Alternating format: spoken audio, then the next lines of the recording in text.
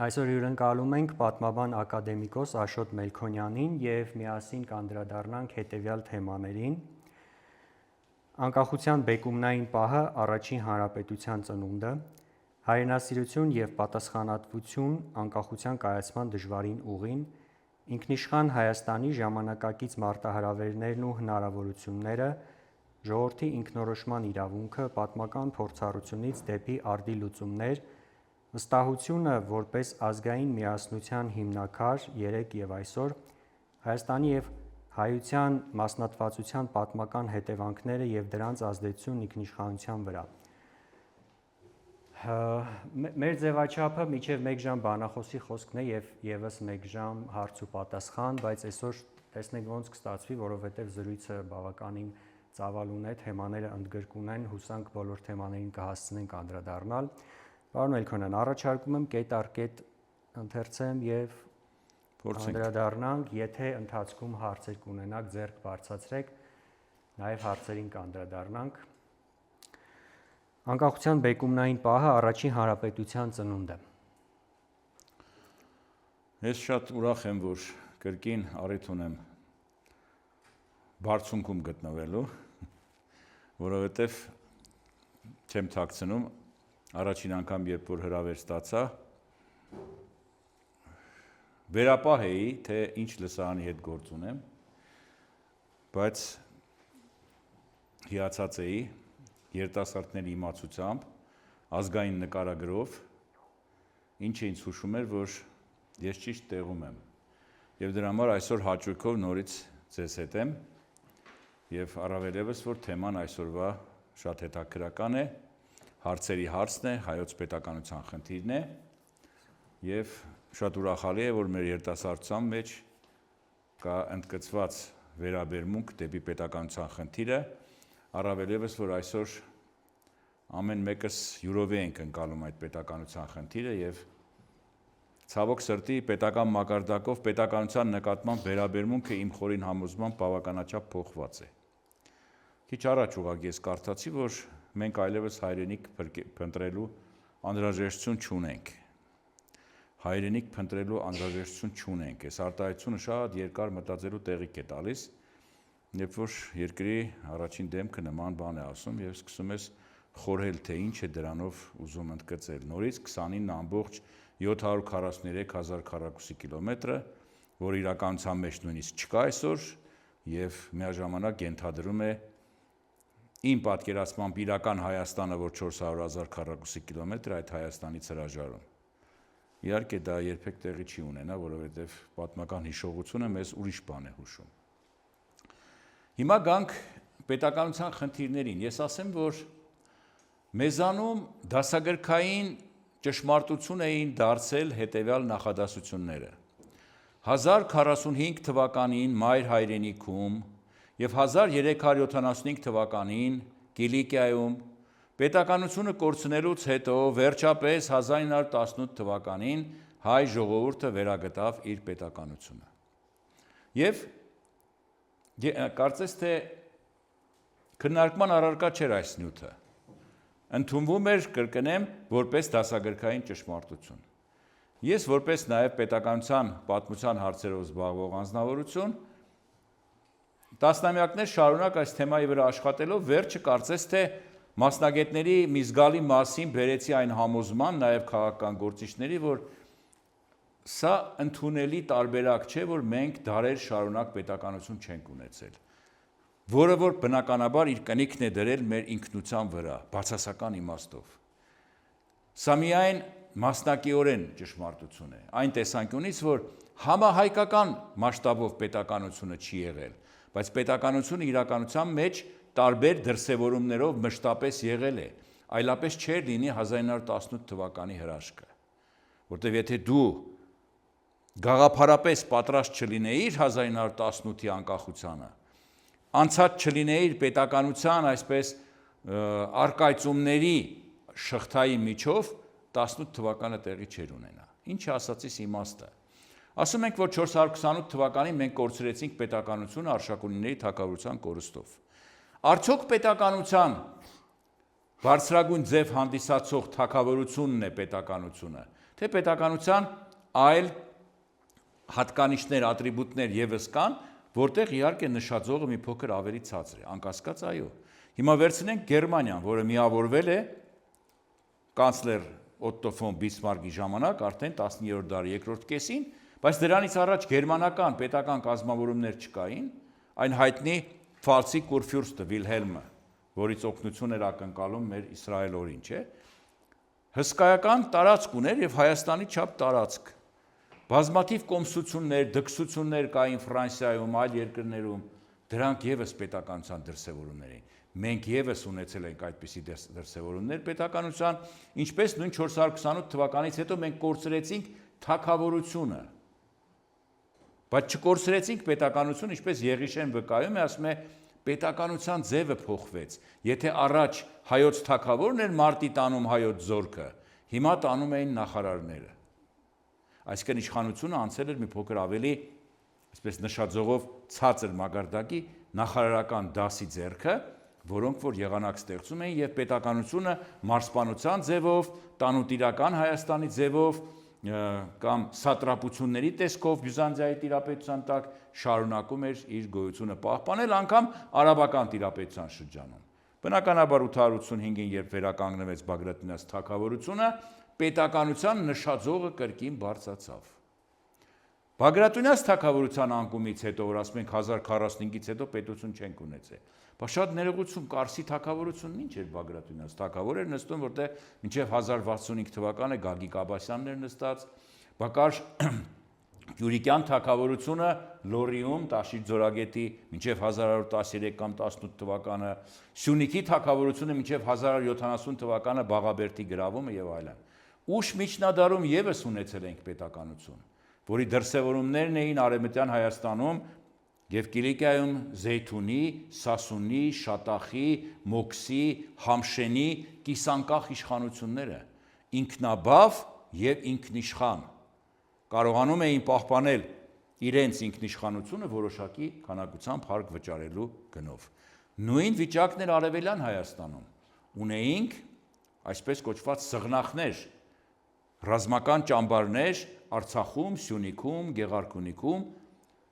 այսինքն ռազմական ուժ ունեինք, որի հիմքի վրա ձևավորվեցին ուշ միջնադարում այսպես կոչված Արցախի, Սյունիքի, Գեղարքունիքի մելիքությունները։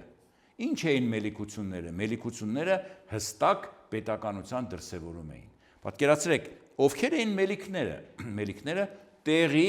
իշխանավորներն էին, որոնք օգտվում էին լիարժեք քաղաքական, ռազմական, տնտեսական, իրավական իշխանությունից։ 1000-ից ավելի հեծյալ զինվոր ունեին, դատական գործ իրենց ձեռքին էր գտնվում, միայն հարկ էին վճարում Պարսից արքունիքին եւ ինչ էին կոչվում մելիքներ։ Ինչ է նշանակում մելիք բառը։ Մելիք բառը արաբերեն է, որ նշանակում է մլեք, թագավոր, այսինքն պարսիկները, մինչ այդ արաբները մեր իշխանավորներին, Հասան Ջալալյաններին, Բեգլարյաններին, այսինքն ամբողջ Արցախի այդ տարածքը իրենք ընկալում էին որպես հայկական թագավորություն եւ այնտեղի մելիքներին մասնակից էին դարձնում իրենց արշավանքների, ինչպես հայտնի Մանուչեն, որը որ Նադիր Շահի հետ միասին հասավ մինչև Հնդկաստան։ 1724 թվականին Դավիթ բեկի իշխանությունը ճանաչվեց Պարսից թագավոր Թահմասպ II-ի կողմից։ Այսինքն պետական ճանաչում ստացավ։ Նադիր Շահը ճանաչեց Արցախի 5 մելիքությունները որպես Խամսայի 5 մելիքություններ, որը պետականություն էր 1735-36-ից մինչև 1747-ը Նադիր Շահի սպանությունը։ Այսինքն ուզում եմ ասել, որ այդ պետականությունները կային եւ պետք է վերանայել մեր այս մոտեցումը։ Եվ ամենակարևորը, գաղափարական առումով երբեք պետականությունը չմարեց մեր պատկերացումների մեջ։ Ընդհակառակը, պետականության ձևավորման այնպիսի մի փառահեղ նախագիծ առաջարկվեց 18-րդ դարի վերջին, որ աշխարհը կարող էր նախանձել, որպեսզի Շահամիր Շահամիրյանի որոգայթ փառածներ։ Ինչ էր նշանակում սա, երեխեք, շատ հետաքրքիր բան է որոգայթ փառածը։ Կարդացեք անպայման, ովքեր չեն կարդացել, կամ վերընթերցեք նորից։ Մարդը ասում էր, որ հայկական պետականությունների կործանման պատճառը միապետությունն է, կամ միապետական համակարգը ժողովրդավարականի անվան տակ։ Երբ մի անձն է որոշում, հիշում ես անմիջապես Խորենացու խոսքերը. ողբամս քեզ հայ ժողովուրդ, որ թագավորդ մանուկ է։ Այսինքն եթե մանուկ է կամ խելապակաս է, ուրեմն վերջացավ այդ երկրին ապագա չի սպասվում, պետականության կորուստ է նկատվում։ Եվ ինչ էր առաջարկում 18-րդ դարի վերջին, երբ աշխարհի երեսին երկու պետություն կար հանրապետական կառուցվածքով, մեկը Ֆրանսիան էր 1789-94 թվականի ընթացքում, այն է շատ կարճատև, որտեղ հետո եկավ Նապոլեոն Բոնապարտը, վերականգնեց միապետությունը, հետո էլ Բուրբոնները վերականգնեցին եւ երկրորդը Միացյալ Նահանգների 13 գաղութներն էին, որոնք անկախացան Անգլիայից։ Եվ հանրապետական կառուցվածք առաջարկեցին, որի իմաստը հետևյալն էր. ընտրական համակարգով, պատկերացրեք 18-րդ դարի վերջ, ձևավորվում է իշխանության մի մարմին, որը կոչվում է հայոց տուն, այսինքն խորհրդարան, որի կազմից 11 կամ 13 հոգի ընտրվում են ղեկավար մարմին, որոնցից մեկն էլ վիճակահանությամբ դառնում է երկրի ղեկավար, որին նա անվանում էր երկրի նախարար։ Մնացած 12-ը կամ մնացած 10-ը դառնում էին նրա օգնականներ եւ միաժամանակ նրա քննադատներ։ Այսինքն նրա օգնականի խնդիրը ոչ միայն նրան օգնելն էր, այլև դրական իմաստով խանգարելը,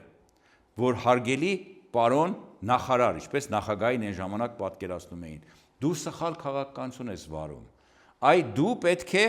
անընդհատ լինես տեղատարապ քննադատության տակ, որ չշեղվես ճիշտ ուղուց։ Եվ 1 տարի անց վիճակահանությամբ այդ 10-ից կամ 12-ից հաջորդը դառնում էր երկրի նախարար։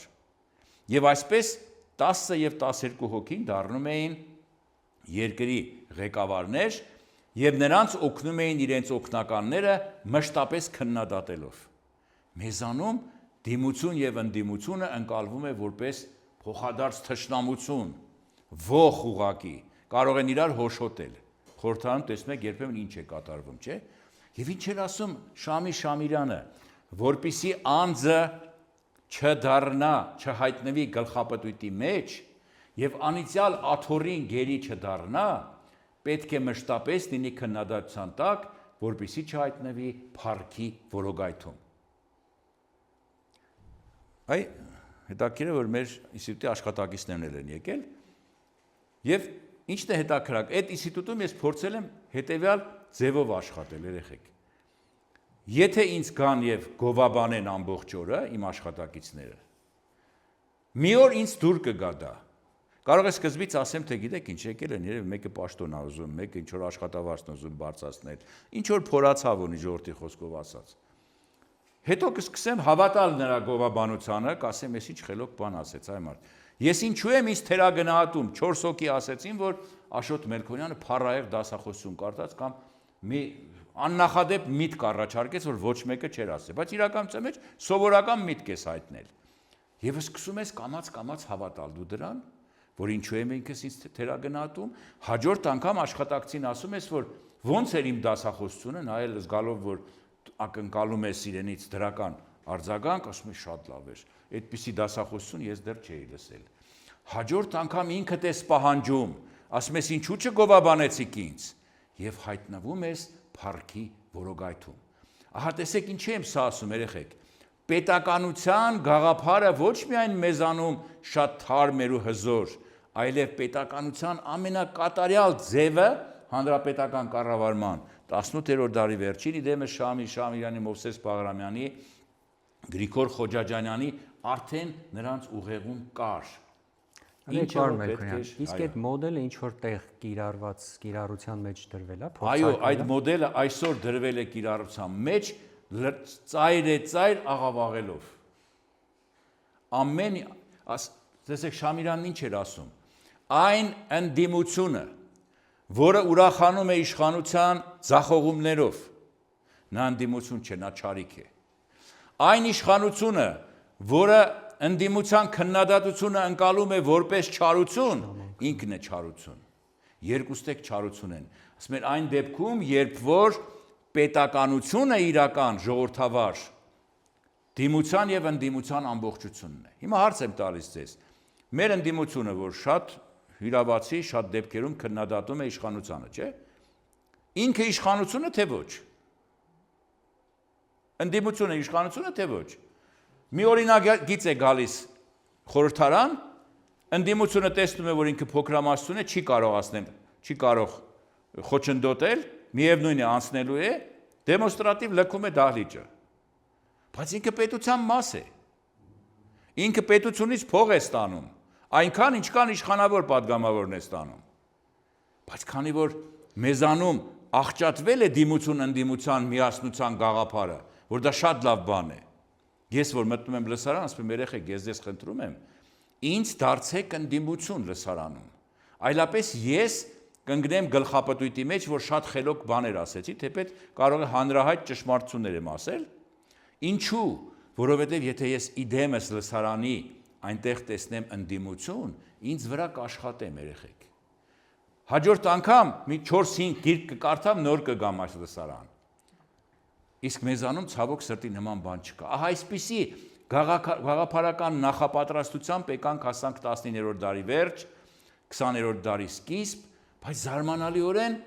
մեր ազգային կուսակցությունները իրենց թիվ 1 խնդիրը ոչ թե հայտարարեցին պետականության վերականգնումը, հետաքրքիր է, այլ իրենց թիվ 1 խնդիրը համարեցին մեր ժողովրդի համար կենսական խնդիր հանդիսացող հայկական հարցի լուծումը, որովհետև արևմտահայությունը ահավոր ծանր վիճակում էր գտնվում եւ թիվ 1 խնդիրը նրան Օսմանյան կայսրության ճիրաններից փրկելն էր գոնե ռուսական տիրապետության նման, որը եւս մի այսպես բարի պտուղ չեր ասենք, բայց գոնե ֆիզիկական անվտանգության առումով համեմատելի չէր Օսմանյան կայսրության հետ։ Եվ կուսակցությունները ինչ էին գրում իրենց ծրագրերում։ Պետականության մասին չէին խոսում։ Արմենական կուսակցությունը, որ ստեղծվեց 1885-ին, իր ծրագրում գրում էր. Մեր գլխավոր նպատակը հայկական հարցի լուծումն է եւ այնպիսի Հայաստանի ստեղծումը, որի ժամանակ յուրաքանչյուր անհատ կարող է լիովին իրեն դրսևորել։ Կոսեկես ինչ ձևակերպում է։ Խորամանկ ձևակերպում, Վանում ստեղծված կուսակցություն Օսմանյան կայսրության տիրապետության տակ, որպեսզի կարողանային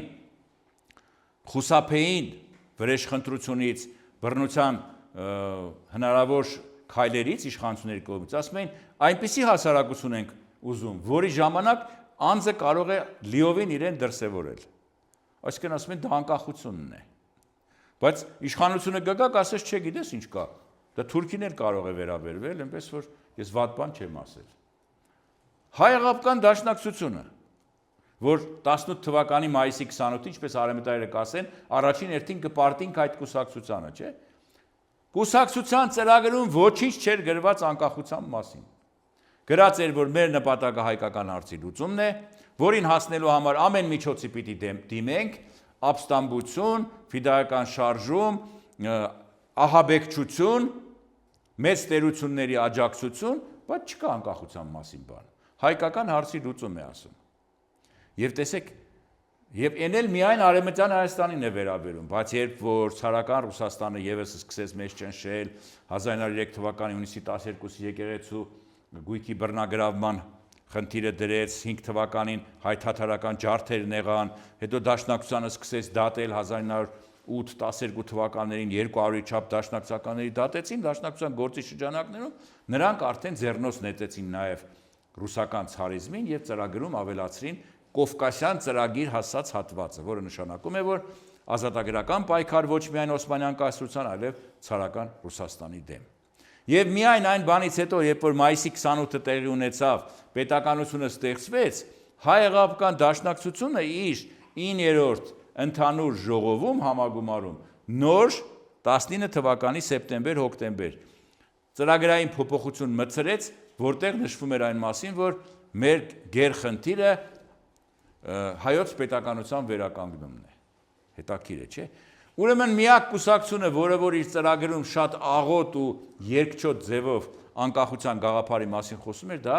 սոցիալ-դեմոկրատական հնչակյան կուսակցությունն էր։ Հնչակյանների ծրագրում գրված էր հետևյալը.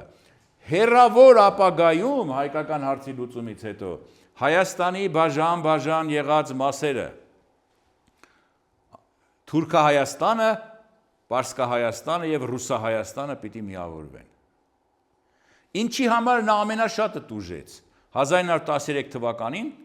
երիտ թուրքերը առաջին հերթին նրանց ձերբակալեցին եւ Փարամազը հայտնի նշանավոր մեղրեցի իր 20 ընկերներով գիտեք 15 թվականի հունիսին Սուլթան Բայազիդ հրապարակում Կոստանդնուպոլսի կախաղան բարձրացվեց անկախություն ակնկալելու պայքարելու մեղադրանքով, որ իրականության համապատասխանում էր։ Փարամազը կախաղան բարձրանալուց առաջ գոռացել է. «Կեցցե անկախ Հայաստանը», իսկ դոկտոր Պեննեն Թորոսյանը ասում է դուք մեր մարմինները կկախեք, բայց մեր գաղափարը չեք կրնար կախել։ Ուրեմն գաղափարապես անկախության մոդելը մեր ուղեղում կար, բայց պետք էր գաղափարականից կյանքի կոչել կոնկրետ իրադրության մեջ, ինչը որ արեց 1915 թվականի մայիսին Արամ Մանուկյանը, որի համար նրան մենք իրեն համարում ենք հայոց պետականության վերականգնման, այսպես ասած, գլխավոր դիրիժորը։ Ինչու՞։ Առաջին աշխարհամարտն սկսվեց։ Նիկոլայ II ցարը 14 թվականի սեպտեմբերի 21-ին հայ ժողովրդին դիմեց կոչով. «И придет час вознаграждения», այսպեսի արտահայտություն ունի։ Կգա հատուցման ժամը։ Ինչ էր նշանակում։ Կովկասի կառավարչապետ արդեն փոխարքա Որոնցով Դաշկովը, որին հին աղվես էին անվանում, Ստարայ Լիսա ասում էին, նա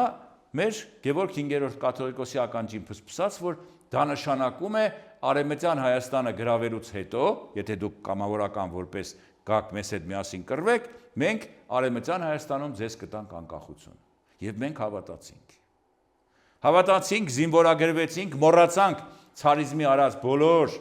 վատ գործողությունները մեր նկատմամբ եւ կամավորական 8 ջոկատ ստեղծեցինք, որից 7-ը դաշնակցական, 1-ը հնչակյան, 6-րդ հնչակյան։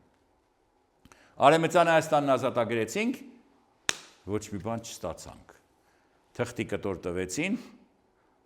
մի քիչ ժամանակի խնդիր ունի, բայց շատ հետաքրքրական փաստ է։ Երբ որ Նիկոլայ II-ը գալիս է Կովկաս 15 թվականի գարնանը, Դրոն Դրաստամատ Կանայանը, երկրորդ կամավորական ջոկատի հրամանատարը, վիրավոր պառկած էր Արամյանց հիվանդանոցում Թիֆլիսում։ Նրան ուղեկցում է Թիֆլիսի քաղաքագլուխ հայազգի Ալեքսանդր Խատիսյանը հիվանդանոց եւ ամենայն հայոց կաթողիկոս Գևորգ 5-րդը։ Ցարին տանում են այն հիվանդասենյակը, որտեղ պառկած է վիրավոր Դրոն։ Ասում է «Вот он наш герой», ներկայացնում են իրեն եւ ասում է Царը հարցնում է «Кем вы были до мировой войны»։ Ինչեւ պատերազմ ինչ ես եղել, ասեց «Ռևոլյուցիոներ եմ»։ Այդ ռևոլյուցիոներ բառը որ լսում է, ցարը ոտերը սկսում է դողալ։ Ինքը հեղափոխությունից շատ էր վախենում 5-7 թվականի, «Как революционер», բան։ Հետո բանը Խատիսյանը բացատրում, ասում է «Ռևոլյուցիոներ» հայերիս մոտ նշանակում է հայ հեղափոխական դաշնակցություն կուսակցություն ունենք, որ նշանակում է ռևոլյուցիոներ, որը որ կռվում է օսմանյան թուրքերի դեմ ռուսների հետ, դա էլ արդեն ուռեցնում է, սա это другое дело ասում է եւ принесите ասում է Գեորգիևսկի կրեստ։ Բերում են եւ ցարը ամրացնում է նրա կրծքին Գեորգիևյան այդ խաչը։ Հետո Գևորգ 5-րդը մոտենում է Որոնցով Դաշկովին, ասում է ցարին ասա Այն Վազնագրաժդենյան ինչ եղավ Հայաստանի ինքնավարության ծրագիրը, որ խոստացել է։ Ասում է հանգստացիր, բերել է ցարը հետը, ես հիմա կտամ։ Ցարը մեկնում է Սարիղամիշ ռազմաճակատ։ Որոնցով Դաշկովը հին աղվեսը։ Հանուն մի ծրար է տալիս հայոց կաթողիկոսին։ Ասում է ահա Հայաստանի Արևմտյան Հայաստանի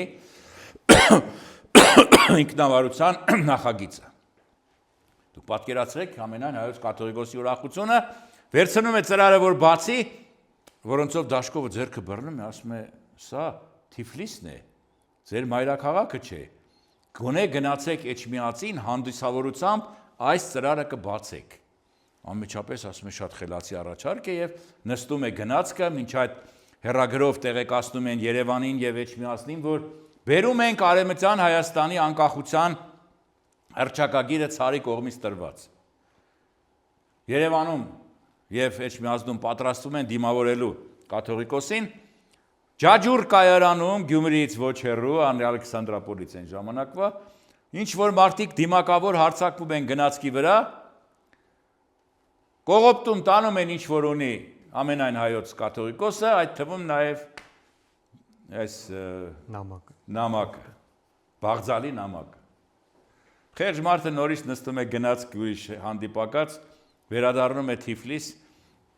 որոնցով Դաշկովին ասում է, այ մարդ այսպիսի դժբախտություն տեղի ունեցավ։ Դրա պատճենը չունեք, ցարին ասա պատճենը տա։ Եվ որոնցով Դաշկովն ասում է, դուք այնքան անփույթ ժողովուրդ եք, որ ցարի տված փաստաթուղթը կորցրեցիք։ Երկրորդը չկա։ Եվ հայոց կաթողիկոսը մեզ անմիջապես հիշեցի 1878 թվականի Բեռլինի կոնգրեսը Խրիմյան հայրիկին, որ ինչ վիճակում էլ նա էր հայտնվել։ Հիմա գանք դեպքերի մյուս իրադարձություններին, ամենայն դեպս հայ կամավորականները ջանքեր գործադրեցին Արևմտյան Հայաստանն ազատագրելու համար, հանեցին իրենց դրոշները կանգնեցրին Միջնաբերդի վրա Վանի եւ հայ մամուլը սկսեց փնտրել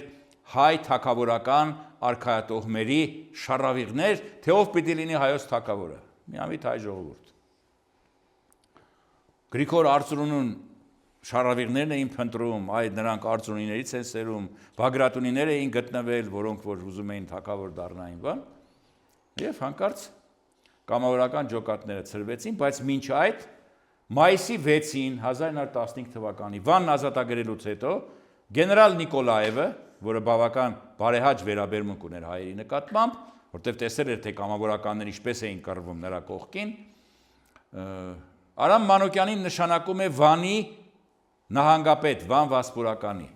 եւ 2 ամսվա ընթացքում Արամ Մանուկյանը փաստորեն Վանում ստեղծում է ապագա Հայաստանի կառավարման ամբողջ համակարգը։ Դա զինական, ոստիկանական, չգիտես տնտեսական, ֆինանսական, առողջապահական մի մեծ հսկա կառույց, ինչը որ խիստ անհանգստացնում է ռուսական զինվորականությանը, լուրը հասնում է Սանտ Պետերբուրգ, այնտեղից մարդիկ են ուղարկում,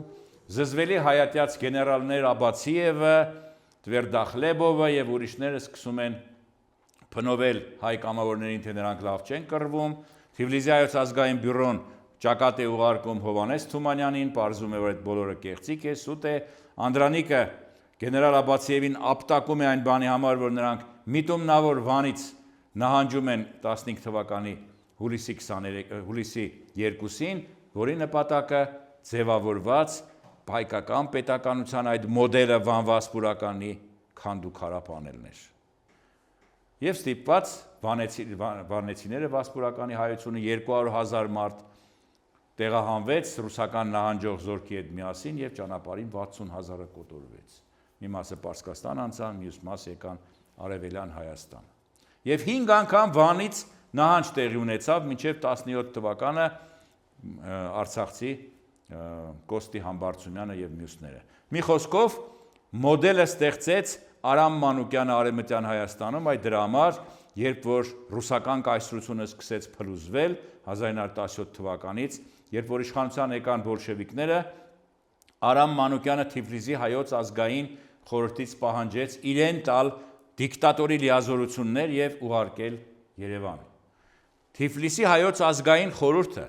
որը որ փաստորեն ապագա մեր կառավարության, այսպես ասած, նախատիպն էր, չէր պատկերացնում ապագա անկախ Հայաստանը Երևանից կառավարվող։ Ասում էր դա պիտի լինի Թիֆլիսից, Թիֆլիսն է մեր քաղաքը։ Վրացիներն ասում են, «Էս խենթ են հայերը։ Ինչ գործ ունեք Թիֆլիսի հետ։ Բա մենք մեծամասնություն ենք, այսքան 24 եկեղեցի ունենք, շատ բան ունենք, սա մեր հայրենիքն է»։ Եվ առաջացավ դժգոհություն մեջները, մի խոսքով, եւ 17 թվականի դեկտեմբերին Արամ Մանուկյանը թողեց Թիֆլիսը, եկավ Երևան, կարգուկանոն հաստատեց Երևանում, որտեղ ավազակային հազարոմի ջոկատներ էին ստեղծվել, հատկապես դրանց մեջ հայտնի էր այսպես կոչված Չոլախ Գևոն, Կախ Գևոն, որը որ Ֆիդայու անուն էր հանել, իրականության մեջ զբաղված էր բնակչության կողոպուտով, ժողովուրդն էլ հավատում էր նրան, մենք այդպիսի բան հետո տեսանք, չէ՞։ Եվ այս մարդուն, որպեսզի մենք կարողանայինք հասկանալ, թե ինքը Ֆիդայի թե հայրենասեր է, թե իրականում ավազակ, նրան զենք տրամադրեց Արամ Մանուկյան, ասեց կհասցնես Նախճեվանի հայերին։ Եկավ հասավ Նախիջևան, զենքը վաճառեց թաթարներին, թուրքերին եւ վերադարձավ, թե ճանապարհին թալանեցին։ Եվ Արամ Մանուկյանը ասեց հետեւյալ խոսքերը. Ես այն մարդու հերն եմ անիծե, ով քեզ հերրագրասյունից չկախի, անձամբ իմ ձեռքով եմ կախելու։ Եվ արեց, հերրագրասյունից կախեց Չոլախ Գևոյին։ Բոլորը նստեցին տեղերը իրենց արդեն։ Նազարբեկյանին, որը որ երկրորդ հրաձգային դիվիզիայի հրամանատարն էր աշխարհամարտում, նրան նշանակեց զորքերի հրամանատար։ Վերջինս Սիլիկյանին նշանակեց Երևանյան զորքերի հրամանատար, իսկ նա էլ Արցախցի հորեղբոր որդիներ Արցախի Ասկերանի շրջանի Նախճեվանի գյուղից Դանելբեկ եւ Պողոսբեկ Փիրումյաններին նշանակեց Սարդարաբադում զորքերի հրամանատար։ Թուրքական զորքերը Վեյիփ Փաշայի գլխավորությամբ օգտվելով առետից, որ ռազմաճակատի գիծը ամբողջապես քանդվել է, բոլշևիկացել է բանակը եւ թողելու հեռացել են ռուսները, եկան թուրքերը մեկը մյուսի հետևից գրավելով եկան հասան մինչև Սարդարաբադ։ Ահա այստեղ էր, որ վերջապես խոսեց հայ ժողովրդի ինքնապաշտպանական բնազդը։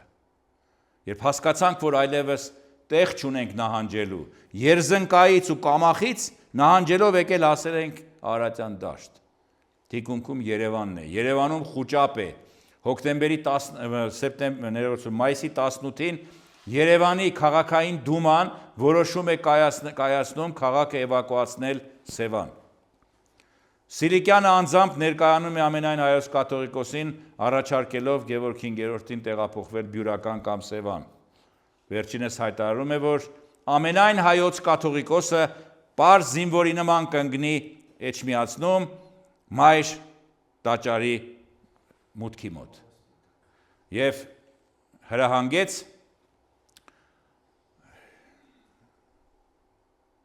Գարեգին Սրբազանին, որպեսզի ստեղծի մի ջոկատ հայ հոգևորականների, որը պիտի մեկնի ռազմաճակատ մեկնեցին ով ասես, Աքսել Բակունցը, գրող, Գրիգոր Ղափանցյանը լեզվաբան, այսինքն մարդիկ հասկացան, որ այլևս նահանջի տեղ չկա, սա վերջին կռիվն է լինելու։ Եվ մարդիկ բռունցքվեցին, եւ ամսի 21-ին, երբ որ հասան մինչև Սարդարաբադ կայարանն ու գյուղը, հաջորդ օրը Դանելբեկ Փիրումյանի հրամանատարությամբ մեր զորքերն անցան հակահարձակման։ Այդ ժամանակ շատ հետաքրքրական է, որ մեզ շատ մեծ օգնություն ցույց տվեց բնությունը, մեր մայր գետը, Արաքսը, որը որ վարարել էր, թուրքական զորքերը ուզում էին ձախ թևը մեր շրջանցել, աջ կողմով մտել էին Իգդիրի շրջան, Սուրմալուի, Սուրբ Մարիի գավառ, եւ ուզում էին անցնել Արաքսը Մարգարայի հատվածում, թիկունքից Սարդարաբադում մեր զորքերը ակցանի մեջ վերցնելու համար։ Բայց չկարողացան անցնել, 2-3 անգամ փորձ արեցին, մերոնք դրոյի հրահանգով կամուրջ այրել էին Մարգարայի, փայտե կամուրջ էր, թուրքերը մի քանի անգամ փորձեցին գետը անցնել, հնար չեղավ, ջուրը քշեց իրենց։ Փորձեցին հայկական զորքերին շրջանցել արդեն աջ թևից, իրենց ձախ կողմից։ Ընդ որում Գալիպոլի հայտնի գործողության զորքերն էին այստեղ կռվում մեր դեմ։ Փորձեցին շրջանցել Համամլու Բաշապարան հատվածով։ Համամլու այսինքն Սպիտակ։ Որտեղ անմիջապես ուղարկվեց ամսի 24-ին Դրոյի ջոկատը, որտեղ մեծ օգնություն ցույց տվեցին մեծ տեղի եզդիները Ջհանգիր աղայի գլխավորությամբ, ընդ որում Ջհանգիր աղան պատերազմի սկզբում շատ քչերն են դա ասում, բայց ես ասեմ ձեզ, կռվում էր մեր դեմ թուրքերի կողմից։ Զորավար Անդրանիկը նրան 15 թվականին գերի վերցրեց, ժողովրդի խոսքով ասած վերբովկա արեցին իրեն, եւ ինքը հասկացավ, որ ինքը լինելով եզդի բարոյական իրավունք չունի գտնվելու թուրքերի կողքին եւ հասկացավ իր սխալը եւ անցավ մեր կողմը, իսկ Ուսուկ Բեկը, որը հետո դարձավ խորհրդարանի անդամ, նա էլ նրա հետ միասին Սարդարաբադում է, իսկ վերջինս Ջհանգիր աղան կռվեց Բաշ ապարանում 24-ից 28-ը։ Այստեղ կանգնեցրին թուրքերին, Ալիքուչակ էին եկել մինչև, մերոնք հետ խփեցին մինչև Բաշ ապարան, թուրքերի մնաց մի ճանապարհ դեպի հյուսիս, դեպի Թիֆլիս, այնտեղից դեպի Բաքու, իրենց գլխավոր նպատակն էր, Լորվա ձորով։ Եվ Թովմաս Նազարբեկյանը հրահանգեց Անդրանիկին, որպեսզի նա Լորվա ձորը պաշտպանի, ինչը նաև մեր Հովհաննես Թումանյանի սրտով էր Դսեղի եւ Դիլիջանի հետ հատվածում։ Եվ այսօր գիտեք, որ շատ հանիրավի մեղադրում են Անդրանիկին, թե ինչու չմասնակցեց Ղարաքիլիսայի ճակատամարտին։ Նախ ոչ մեկը չգիտեր, որ Ղարաքիլիսայի ճակատամարտը լինելու է այդ ճակատամարտը։ Հələ տեղի չի ունեցել եւ հայտնի պատմություն կա, չէ՞։ Մարտ ամսից Արևմտյան Հայաստանից նահանջելով եկել էին զինվորները ձյան ու անձրևի պայմաններում, ոտքերը ուռած, վերք բոլորի ոտքերում, ովքեր որ ճանապարհ են ասել, այ գեղամբես զինվորները գիտեն թե ինչ է նշանակում տասնյակ կիլոմետրեր անձրևի ու ձյան պայմաններում էնել նահանջ իրականացնել, թե սարսափելի բան է դա։ Եվ այս մարդու մեղադրում էին, թե կա պարուչիկ Կալմակով ռուս, որ իր հուշերում գրել է, որ ասում մի զինվոր չկար, որի ոտքերը ուռած ու վերքով պատված չլինեին։ Եվ Անդրանիկը չէր կարող մասնակցել, նա ուրիշ գործառույթ էր իրականացնում եւ չի կարելի մարդու վրա ցեղ շպրտել։ Ինչևէ, նա Էրզրումից նահանջելով կռիվներով եկել հասել էր մինչև Դիլիջան։ Միայն Ղարաքիլիսայի հատվածում թուրքերը կարողացան առաջանալ, որտեղ մենք տակտիկական լուր դրջագույն սխալ թույլ տվեցինք։ Երևի դա Նազարբեկյանի սխալն էր։ 600 թուրք զինվորականներ գերի էին ընկել Համամլոյում։ Ընդ որում դրանց մեծ մասը սպաներ էին։ Գալիպոլի գործողությանը մասնակցած։ Սրանք խոստացան, որ ազատ արձակելու դեպքում մերոնք առաջարկեցին։ Մեր դեմ չեն կռվի։ Պատկերացնում եք։ Ազատ արձակեցին, գնացին այդ 600 հոգին Համամլոյում Սպիտակում միացան թուրքական բանակին եւ շարժվեցին Ղարաքիլիսայի վրա։ Մտան քաղաք, թեպետ այնտեղ կադրային ամենալուրջ ուժերն էին այդ 7000, բայց թուրքերը 12000 էին եւ առաջացան մինչեւ Մայմեխ լեռը, ովքեր լորեցի են գիտեն Մայմեխ լեռը, լեռան տակ 2500-ից 3000 մարդու գնդակ արեցին։ Հասան մինչեւ Լորվա Հյուսային Լորվա Չանախճի գյուղը։ Եվ այդտեղ իհարկե ստացվեց լուրը, որ Բաթումում կնքվել է հաշտություն եւ ռազմական գործողությունները դադարել են եւ Հայաստանի Հանրապետության տարածքը Չարաբաստիկ Բաթումի պայմանագրով պիտի դառնա 12000 քառակուսի կիլոմետր, որը պատմաբան Լեոյի այսպես պատկերավոր խոսքով մեզ միջև Սևան էր Երևանից, ասում են մեզ թողել են մի հատ Սևանի ափին տարածք, որ մենք կարող ենք լողանալ, բայց ափ չունենք, որ դուրս գանք չորանանք։ Բայց այդ 12000 քառակուսի կիլոմետրի վրա, երբ որ վարչապետ դարձավ Հովհաննես Քաջազնունին, մեր ամենապայծառ քաղաքական գործիչներից մեկը, որը ուներ 4 տղա, 4-ն էլ զոհվեցին, 3-ը զոհվեցին, ուրեմն մեկը համաշխարհային պատերազմի ժամանակ զոհվեց, երկրորդը զոհվեց Ղարաքիլիսայի ճակատամարտում, երրորդը զոհվեց թուրքերի խռովությունների ժամանակ Զանգիբասարում, Մասիսի շրջանում, 4-րդ զավակն էր մնացել Կարենը, որը փոքրն էր, լաց էր լինում, թե ինչու 3 եղբայրները ճակատ գնացին, ինքը չի գնացել, 14 տարեկան էր։ Այդ 4-րդ զավակին էլ ստիպեցին 37 թվականին հորդեմ ցուցմունք տվեց։ Եթե ուզում ես, որ մորդ չգնդակարեն եւ քույրերիդ եւ քեզ, ցուցմունք տուր հորդ դեմ եւ եղբայրներիդ, ստիպված տվեց այդ ցուցմունքը։ Եվ 42 թվականին կամավոր մեկնեց պատերազմ, հայրենական պատերազմի ժամանակ եւ Ռոստովի մոտ զոհվեց 4-րդ զավակը Քաջազնոնը։ Ահա այս մարդն էր Հայաստանի Հանրապետության վարչապետը, որը մի նամակ ունի իր տիկնոջը գրած, որը որ առանց այսպես սարսուռ ապրելու հնարավոր չի ընթերցել։ Ասում է տասնամյակներ ու դարեր շարունակ երազել ենք, թե երբ է Հայաստանը անկախ դառնալու եւ ով է լինելու այն երանելի մարդը, որը առաջին դեմքը պիտի լինի։ Տիկին, ես եմ դա, բայց ես ամենադժբախտ մարդն եմ։ Սովի մեջ Հայաստանը կորած, Երևանում օրական 2000 մարդ է մեռնում, սայլերը չէին հասցնում դիակները հավաքել 18 թվականի վերջին, եւ այս մարդը կամավոր հրաժարվեց վարչապետի պաշտոնից, մեկնեց Միացյալ Նահանգներ, հանգանակություն կազմակերպեց հայոց բանակի եւ սովյալների համար։ 38 թվականի հունվարին էլ Երևանի բանտում մահացավ։ Դարդը սրտում, ինչպես ժողովուրդը կասեր, 3 զավակ կորցրած, 4-ն էլ 42-ին պիտի զոհվեր։ Մնաց մի դուստրը։ Այսպես ստեղծվեց մեր առաջին հանրապետությունը։ Չէին ուզում այդ հանրապետությունը հռչակել։ Իրերի բերումով ստացվեց այնպես, որ մայիսի 26-ին վրացիներ Անդրկովկասյան Սեյմը լուծարելու եւ Վրաստանի անկախությունը հռչակելու նախաձեռնությամբ հանդես եկան, ինչը համաձայնեցրել էին գերմանացիների հետ։ Գեներալ ֆոն Լոսովի հետ։ Գերմանացիները միշտ վրացիները լավ են եղել։ Թաթարները, ադրբեջանցիները իրենց անկախությունը համաձայնեցրին թուրքերի հետ։ Հաջորդ օրը եւ 28-ին հռչակեցին անկախությունը։ Թիֆլիսի հայոց ազգային խորհուրդը 2 նիստ հրավիրեց՝ առավոտյան եւ երեկոյան։ Առավոտյան նիստում չեկան ընդհանուր հայտարարի։ Բերեք մեզ հռչակենք խորհրդային Ռուսաստանի մաս, եղան այդպիսի առաջարկություններ, Ստեփան Մամիկոնյանն էր առաջարկում։ Ոմանք առաջարկում էին հայտարարենք մեզ վրացական հանրապետության մաս։ Փառք Աստծո, երկրորդ երեկոյան նիստում հաղթանակեց անկախության գաղափարը։ Եվ շատ խելացի տեքստ կազմվեց։ Հաշվի առնելով Անդրկովկասյան դաշնության փլուզման Վրաստանի եւ Ադրբեջանի անկախության հռչակման հանգամանքը, Թիֆլիսի հայոց ազգային խորհուրդը իր վրա է վերցնում բոլոր հայկական գավառների կառավարման գործառույթը։ Ինչ է նշանակում բոլոր հայկական գավառներ,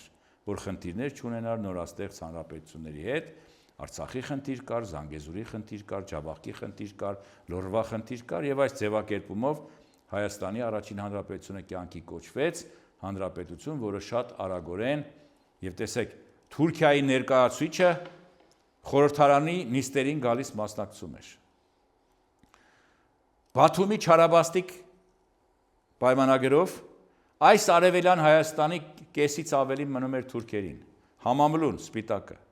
Լոռվա հարավային հատվածները, Փամբակը, Ալեքսանդրապոլի գավառը, ել չեմ ասում Կարսի մարզն ու Սուրմալուն, Շարուր Դարարագյազի 1/5-ը, ամբողջ երկաթգիծը 12000 քառակուսի կիլոմետր սահմանը հայ-թուրքական անցնելու էր Արագածի գագաթով, գալիս ասում էր Մասիս կայարան, որ կոչվում էր Ուլուխանլու այն ժամանակ, 6 վերս թեռավորության վրա։ Թնդանոթներն էլ ուղղած էին Երևանի վրա։ Եվ Թուրքիայի ներկայացուցիչը խորհրդարանի նիստերին մասնակցում էր, որը բացվեց 18 թվականի օգոստոսի 1-ին եւ փառահեղ ճառ արտասանեց այնտեղ Քաջազնունին։ Ձեռքը ուղղելով դեպի Թուրքիայի ներկայացուցիչ, որ վերջում նստած էր, ասեց. Հայաստանը այսպես չի մնա։ Կգան պայծառ ժամանակներ եւ մենք կվերականգնենք մեր հայրենիքի իրական սահմանները։ Ինչի եմ սա ասում, երեխեք։ Եթե այսօր մենք ծանր վիճակում ենք ու չենք ասում, որ մենք մեր Արցախը կվերադարձնենք, ել չեմ ասում Արևմտյան Հայաստանը, չէ՞։ Ավելի ծանր պայմաններում ենք եղել 1918 թվականին, բայց Հայաստանի վարչապետը նման խոսքեր է արտասանել։ Կգա այդ ժամանակ։ Եկավ այդ ժամանակը։ 18 թվականի հոկտեմբերի 30-ին Թուրքիան իր կոտրած ձեռքով ստորագրեց Մուդրոսի զինադադարը, որով պարտավորվեց զորքերը հետ քաշել մինչև 14 թվականի սահմանը, անգլիացիների օգնությամբ մենք Կարսը վերականգնեցինք, հետո Լոռվա հատվածը հսկողության տակ վերցրեցինք, հայկական զորքերը 19 թվականի մայիսին արդեն Խատիսյանի վարչապետության շրջանում հասան Նախիջևան, Հայաստանի տարածք տարավ 70,000, իսկ Սևրի դաշնագրով պիտի դառնար 160,000 քառակուսի կիլոմետր եւ Հայաստանին պիտի միանային ուրեմն Էրզրումի, Տրապիզոնի, Բիթլիսի եւ Վանի վիլայեթների արևելյան հատվածները նավահանգիստներով հանդերձ։ 2.5 տարվա ընթացքում պետականության գաղափարը այնքան ամրապնդվեց հայ ժողովրդի մեջ, որ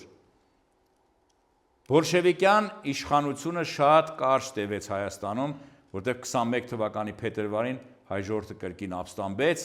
արնակամ հայ ժողովուրդը նորից զենք վերցրեց եւ բոլշևիկներին քշեց։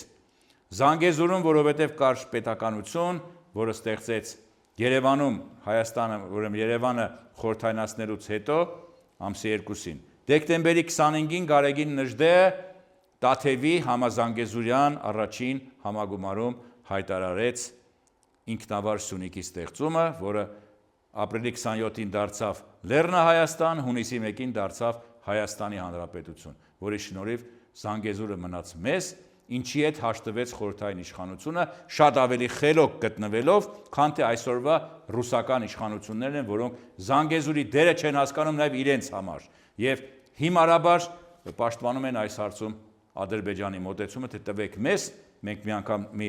միջանցք տվեցինք, տեսանք ինչ եղավ Լաչինի միջանցքը, ինչպես կորցրեցինք եւ ինչպես տեսանք ռուսները դա հսկեցին։ Ինչևէ, պետականության գաղափարը մեզ ստիպեց, որ մինչև 1921 թվականի հուլիսի 13-ը մինչև Գարեգին Նժդեհի անցնելը Մեղրի հատվածում Պարսկաստան տարածաշրջանի վերջին անկախ պետական կազմավորումը եղավ Լեռնահայաստանը։ Այսինքն մենք ոչ թե վրացիներ, ինչպես առաջ ընդունված է ասել 21 թվականի փետրվարին։ Այս գաղափարը կամաց անցնեմ մյուս հարցին։ Այնքան կարևոր էր մեր մեջ պետականության, որ անգամ անցավ բոլշևիկներին, որոնք անկախ հայկական պետություն ստեղծելու մտադրություն բնավ չունեին։ Մեր ամենահայտնի կոմունիստների գրածները կարդացեք, Ստեփան Շահումյանի մոտ կգտնեք անկախ Հայաստանի գաղափար, թեկուզ սոցիալիստական, չես գտնի։ Միասնիկյանի մոտ կգտնես, չես գտնի։ Բոգդան Կնունյանցի մոտ կգտնես, չկա։ Լավագույն դեպքում մենք ինչ-որ մի ինքնավար կազմավորում Վրաստանի եւ Ադրբեջանի կազմում, պատկերացնում եք, նման բան էին պատկերացնում։ Բայց առաջին հանրապետությունը հարկադրեց, որ բոլշևիկյան իշխանությունը հաշտվի 1920 թվականի, ուրեմն նոյեմբերի 29-ին հայ հեղկոմի կողմից Հայաստանը խորհրդային սոցիալիստական անկախ հանրապետություն հռչակելու գաղափարի հետ։ Հիմա դա կարող է ֆիկցիա էր։ Նոյեմբերի 29-ի հռչակագիրը բոլշևիկների ասում էր Հայաստանը հռչակում է խորհրդային սոցիալիստական անկախ հանրապետություն, որին վրա ուշադրություն չեն դարձրել։ Եվ այդ անկախ բառը մնաց մինչև 1922 թվականի մարտի 3-ի խորհրդային առաջին սահմանադրությունը Հայաստանի։ Հայաստանը շարունակեց դիվանագիտական ներկայացություններ ունենալ տարբեր երկրներում, Իտալիայում, Վրաստանում, Պարսկաստանում, պատկերացնում եք, կամաց խորհրդային իշխանությունը սկսեց սեղմել դա, բայց բոլշևիկներին էլ ստիպեց, որ հասկանան, թե պետականությունը ինչ է իրենից ներկայացնում։ Եվ առաջին սահմանադրությունը այդ ժամանակ ընդունվեց։ Խորհրդային Հայաստանը դարձավ առաջին հանրապետության իրավահաջորդը գլխի վրա շրջված քաղաքական այլանդակ համակարգով, բռնություններով հանդերձ, բայց պետականության ատրիբուտներ պահպանելով։ Սահմաններ, կառավարություն, որը կոչվում էր ժողկոմ խոր, ժողովրդական կոմիսարների խորհուրդ, խորհրդարան, որ կոչվում էր կենտ գործկոմ, հետո դարձավ Գերագույն խորհուրդ, հայկական կոմունիստական կուսակցություն, որը թեպետ ՌԿԲԿ-ի մասնաճյուղներ, եւ հայկական կարմիր բանակ։ 22 թվականին ստեղծվեց 76-րդ հայկական հրաձգային դիվիզիան, Լեռնահրաձգային, որ հետո դարձավ 51-րդ գվարդիական աչքի ընկնելով Ստալինգրադի ճակատամարտում։ Մյուս զորաջոկատները ստեղծվեցին հետո, դիվիզիաները գիտեք, 89-րդ, 261, 400, 409 եւ այլն, 390, նշանակում է ինչ-որ պետականության դրսևորումներ կային, երեխեք։ Խորհրդային Հայաստանը ուրանալ չի կարելի, որը առաջին հանրապետության մանուկն էր։ Բայց անառակ մանուկ ստացվեց, ուղիղ նրա հակառակ համակարգով, բայց չլիներ խորհրդային Հայաստանը, չէր լինի երրորդ հանրապետությունը։ Ինչու այդ հանրապետությունը երրորդը կյանքի կոչվեց երկրորդ հանրապետության իշխանության մարմինների հռչակած ճանապարհով։ Բերեք հիշենք, թե 91 թվականի սեպտեմբերի 21-ի հանրաքվեից հետո 2 օր անց 23-ին որ մարմինը հռչակեց Խորհրդային Հայաստանը որպես անկախ հանրապետություն։ Գերագույն խորհուրդը։ Պարոն Հայրիկյանն ինձ ասում է, պարոն Մելքոյան, ես շատ հարգում եմ որպես պատմաբան, բայց ոչ մի կերպ չեմ կարող հաշտվել ձեր այն մտայնության հետ, որ երկրորդ հանրապետություն կար ասма։ Ասում եմ, պարոն Հայրիկյան, եթե այդ հանրապետությունը չկար, դուք հիշում եք, աքսորված էիք Ամերիկա Գորբաչովի կողմից, ձեզ հերակա ընտրեցին Հայաստանի Գերագույն խորհրդի падգամավոր 90 թվականի մայիսին, որի շնորհիվ դուք կարողացաք վերադառնալ Հայաստան։ Այդ չեղած պետության Գերագույն խորհրդի падգամավոր ինչի ընտրվեցիք։ Եկե նայեց, որտեղից էլ քթար ասես մի բան ասել։ Բասի ուրեմն դա պարլամենտ էր։ Նա հռչակեց Հայաստանի անկախությունը։ Նա ճանաչեց 1990 թվականի օգոստոսի 23-ի անկախության հռչակագիրը։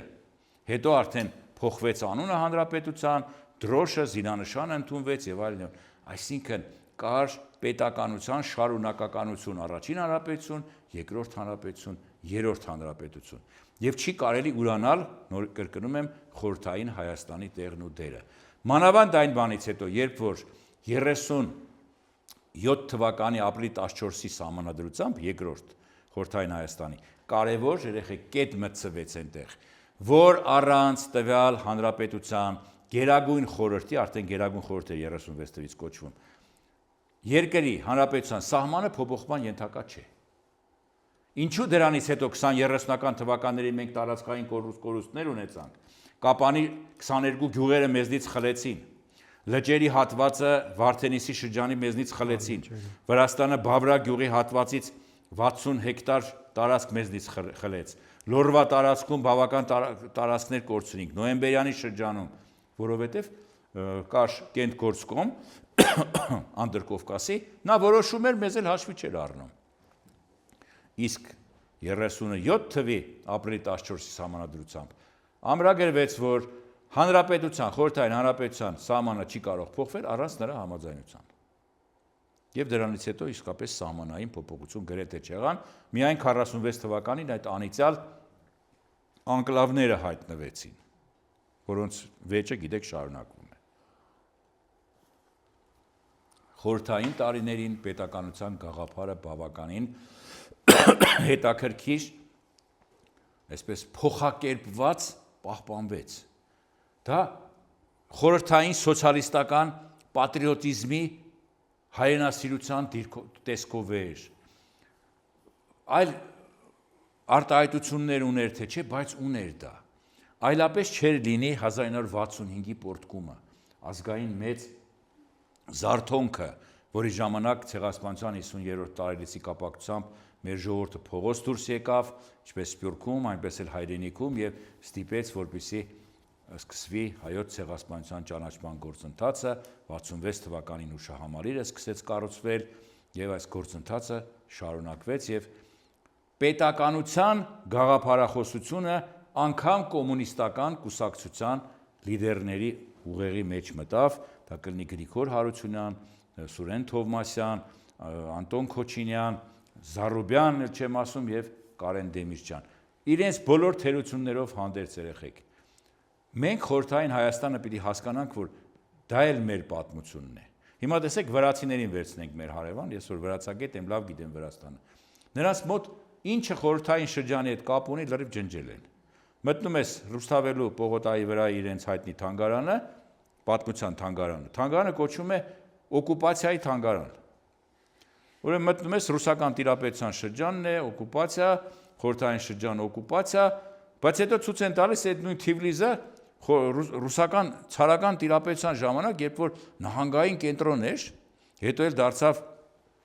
Կովկասի փոխարկայության կենտրոնը 1844-ին, ծաղկեց։ Հիմա Թիֆլիսի են գեղեցիկ շենքերը Պլեխանովսկիով որ գնում ես, Ռուստավելիով որ մեր ճարտարապետներն են հայերը սարքել։ Ցարական Ռուսաստանն է սարքել այդ բոլորը։ Ու չէ, իրենց մոտ չկա, ջնջել ենք էս։ Օկուպացիա արիս, չվեն իստորիա արարիս, մեր պատմությունը չի սա։ Դա ձեր գործն է, բայց մենք չենք կարող դա ուրանալ, ժողովուրդ, որտեվ խորհրդային Հայաստանի հիմքի վրա, ուզենք թե չուզենք, կյանքի կոչվեց երրորդ հանրապետությունը, մեր ներկա վարչապետն էլ այնքան է կարևորում խորհրդային Հայաստանի տեղն ու դերը մեր կյանքում, որ ասում է 29,743,000 քառակուսի կիլոմետր, որը ինձ ուղղակի սարսափեցնում է, ես չեմ կարողանում հանգիստ տեղումս նստել այդ 29,743-ին, որ մենք կարճում ենք։ Շատ խոսեցի, էլի, պատմաբանները շատ են խոսում, հիմա… Ես Սիրելի հայրենակիցներ, հիշեցնենք, որ բարձունքին կարող եք աջակցել Patreon-ում։ Ձեր նվիրատվությունները կնպաստեն Հայոց երկիր հանդիպումների շարքի իրականացմանը և գաղափարական բովանդակային քարտեզի իրագործմանը։ Շնորհակալություն բոլոր նրանց, ովքեր արդեն աջակցում են մեզ։ Շատ շնորհակալություն հետաքրքիր պատմական սենց էվոլյուցիան ընթացքը ներկայացնելու համար ու պայքարի ոգին ջիղը սենց շատ հետևողական իրար կապելով ներկայացնելու համար, բայց մի երկու խնդիրների մասին եմ ուզում խոսել, որ թեզեր կան կամ կարծիքներ, որոնք հնչում են տարբեր առիթներով, օրինակ, որ 1918-ին դուք էլ խոսեցիք դրա մասին, որ պատասխանատվություն վերցնելը հռչակելու պարտադրված էր, ստիպված էին հռչակել, ու Արամ Մանուկյանը եւ իր գաղափարակիցները հասկանալի է, որ կրող էին այդ ամեն ինչի, բայց Թիֆլիսում կային էլիտաներ, որոնք որ պատասխանատվություն վերցնելուց խուսափում էին։ Այս կարծիքն է շատ հնչում ու զուգահեռներ է տարվում այն առումով, որ 91 թվականին էլ Հայաստանի Հանրապետության անկախությունը էլի այսպես կոչված սովետական միության փլուզման հետևանք էր, ոչ թե պայքարի արդյունք։ Այս առումով կուզեի մի քիչ… Շատ լավ հարց է, իհարկե, շատ, այսպես ասած, տեսական, գաղափարական հարց է սա, մանավանդ, որ ցավալիորեն մեզանում էլ կան մարդիկ, որոնք այն կարծիքին են, թե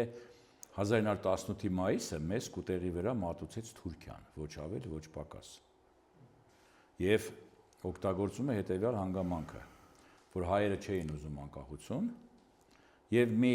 բանավոր զրույց, որը որ իրականության մեջ ոչ սղագրություն կա դրա, ոչ բան, ուրեմն Ռասուլ Զադեի եւ Խան Խոյսկու հետ 1918 թվականի մայիսի 26-ի երեկոյան, Վրաստանի անկախության հռչակման այդ օրը երեկոյան, Ալեքսանդր Խատիսյանը եւ Համո Անջանյանը մոտենում են այս երկուսին, որ նույն Սեյմի անդամներ էին, չէ, Անդրկովկասյան Սեյմի, որը գոյություն էր փետրվարի 10-ից 1918 թվականի մեկ միացյալ Անդրկովկասյան պետություն էր։ Ասում են դուք թուրքերի հետ լավ եք, ադրբեջանցիներին է ասում։ Մենք էլ մի պետություն ենք, որը հիմա քանդվում է, թուրքերն էլ մեզ վերջնագիր են ներկայացրել, պահանջում են հայտարարեք Անդրկովկասյան ուրեմն Սեյմը Ռուսաստանից անջատված, ինչը որ ապրիլի 9-ին արեցին, հետո էլ մայիսի 26-ին լրիվ քանդեցին։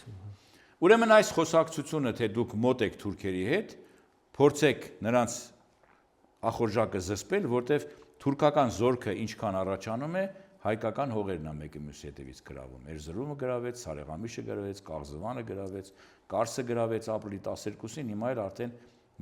մտել է Արևելյան Հայաստան, մայիսի 15-ին էլ գրավել է Ալեքսանդրապոլը, 21-ին գրավել է Սարդարաբադ կայարանն ու գյուղը։ Եվ այս փաստը մատի փաթաթան են սարքել, թե Թուրքիայում երիտթուրքական կառավարության անդամների մեջ կար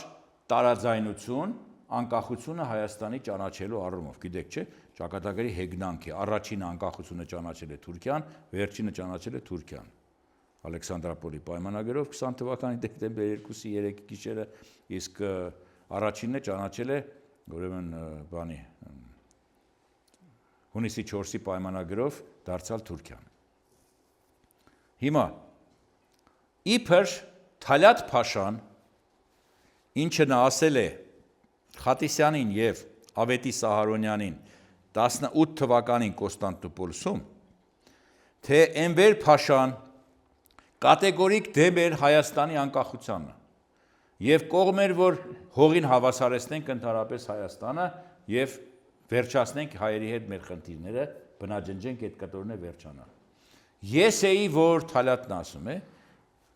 Խատիսյանի ուշերը կարդացեք, ես էի, որ ասում է փրկեցի Հայաստանը բնաջնջումից եւ երիտուրքական կոմիտեի անդամներին, հատկապես Բեայեդի Շակիրին եւ ես մեկին, Թալյատին համոզեցի, որպեսզի նրանք եւս համաձայնվեն, համերաշխվեն հետս, որ պիտի ճանաչենք Հայաստանի անկախությունը, որպեսզի աշխարհն էլ իմանա, որ մենք հայերի նկատմամբ բարեհաճ ենք, մենք նրանց նկատմամբ բռնություններ չենք գործադրել 1915 թվականին։ Եվ սա ճշմարտություն է, ինչի համար, որովհետև Թալյատը հասկանում էր, որ ինքը պիտի պատասխան տա, պատերազմի վերջն էր, արդեն պարտվում էին իրենք, եւ ինքը հասկանում էր, որ պարտության հոտը զգում էր եւ վախենում էր պատասխանատվությունից, ասում էր, թող հայերը մի հատ պետություն ունենան, թեկուզ բուտաֆորիա, որ աշխարհին ցույց տանք, ասենք, տեսեք, հայկական պետություն կա, ինչ եք ուզում։ Եվ հիմա ցավոք սրտի հայ պատմաբաններից ոմանք էլ տեղի տվեցին այս հիմար մոտեցմանը, որ թուրքերը մեզ սկուտերի վրա մատուցեցին մեր անկախությունը։ Ռուսերեն լավ է հնչում, նիչիվո падобного։ Մենք մեր անկախությունը ձեռք բերեցինք Սարդարաբադում, Բաշապարանում, Ղարաքիրիսայում, մինչ այդ Շիրակի շրջանում, Ախալցխայում, Ախալքալաքում, հերոսական Սառնախգուրի ինքնապաշտպանության մարտերում արյան գնով, այլ ոչ թե վրացիների նման համաձայնության եկանք գերմանացիների հետ եւ թաթար թուրքերի նման համաձայնության եկանք թուրքերի հետ Օսմանյան, որ իրենց անկախությունը պիտի ճանաչվեր։ Մեր անկախությունը տրվեց մեր արյան գնով։ Ու դրա համար այլևս այս թեմային վերադառնալ բացարձակապես չի կարելի։ Հետո երկրորդ մասը ինչ էր։ 91 թվականի անկախությունն էլ են կապ։ Նույնը նաև 91 թվականի։ Մեղադրանք կա թե գիտեք ինչ կա, մենք 88 թվին դուրս եկանք փողոց Արցախ էինք, միացում էինք գոռում, ՀՀՇ-ն առիթից օգտվեց, գնաց դեպի անկախություն։ Բայց ինքնորոշման իրավունքի ճանաչումից դեպի անկախություն մեկ քայլ է ընդամենը։ Դա պատահական չէր, դա այսպես դեպքերի տրամաբանական զարգացումը բերեց դրան, որ անկախ, եթե Արցախը պիտի անկախանա եւ Պարուր Հայրիկյանը միտք էր հայտնում, բոլորն ասում են, մարդը խենթ է։ Ասում էր Արցախը կազատագրվի այն ժամանակ, երբ որ Հայաստանը դառնա անկախ։ Մենք այ մարդ անկախ դառավ Հայաստանը, նա ռուսները մեզ կուտեն։ Թույլ կտա սովետական միությունը, որ մենք նախ անկախանանք, հետո հենց Արցախը մեր գլխին կջարդի։ Բայց հակառակն եղավ, այսօր ճիշտ դուս եկավ ինքը։ Հիմա անկախական որպես անձնավորություն հավուր պատշաճի ասեն Պարուր Հայրիկյան չի գնահատված, բայց ժամանակի ընթացքում գնահատվի։ Հայաստանում 100 հոգի երեխեք մարդ չկար անկախության գաղափարին հավատացող։ Մեկն էլ ես էի։ Բայց այդ ժամանակ էլ ընդհարումներ եղան, չէ՞, ասենք Սովետ Աշենի ընդհարումը 89 թե 90 թվականներ։ 27-ին մայիսի, ուրեմն 90 թվականի մայիսի 27-ի դեպքերն եք ասում, այո։ Երբ որ ռուսահոգի Մոսոն Գորգեսյանը դրոշը բարձրացրեց մայիսի 28-ին Ազատության հրապարակում, ես եւ կինս այդտեղ կանգնած էինք։ Ես որպես պատմաբան հատուկ ֆոնդում գրադարանում բանին Մասնիկյանի անվան տեսել էի Եռագույնի նկարը, ուրիշ տեղ չէի տեսել։ Առաջին անգամ տեսա այդտեղ, շատ դուրս եկավ, շատ գեղեցիկ էր, բայց կինս ձեռս քաշեց, ասեց Աշոտ գնացինք։ Հեսա բանը մահակները իջնելա մեր գլխին։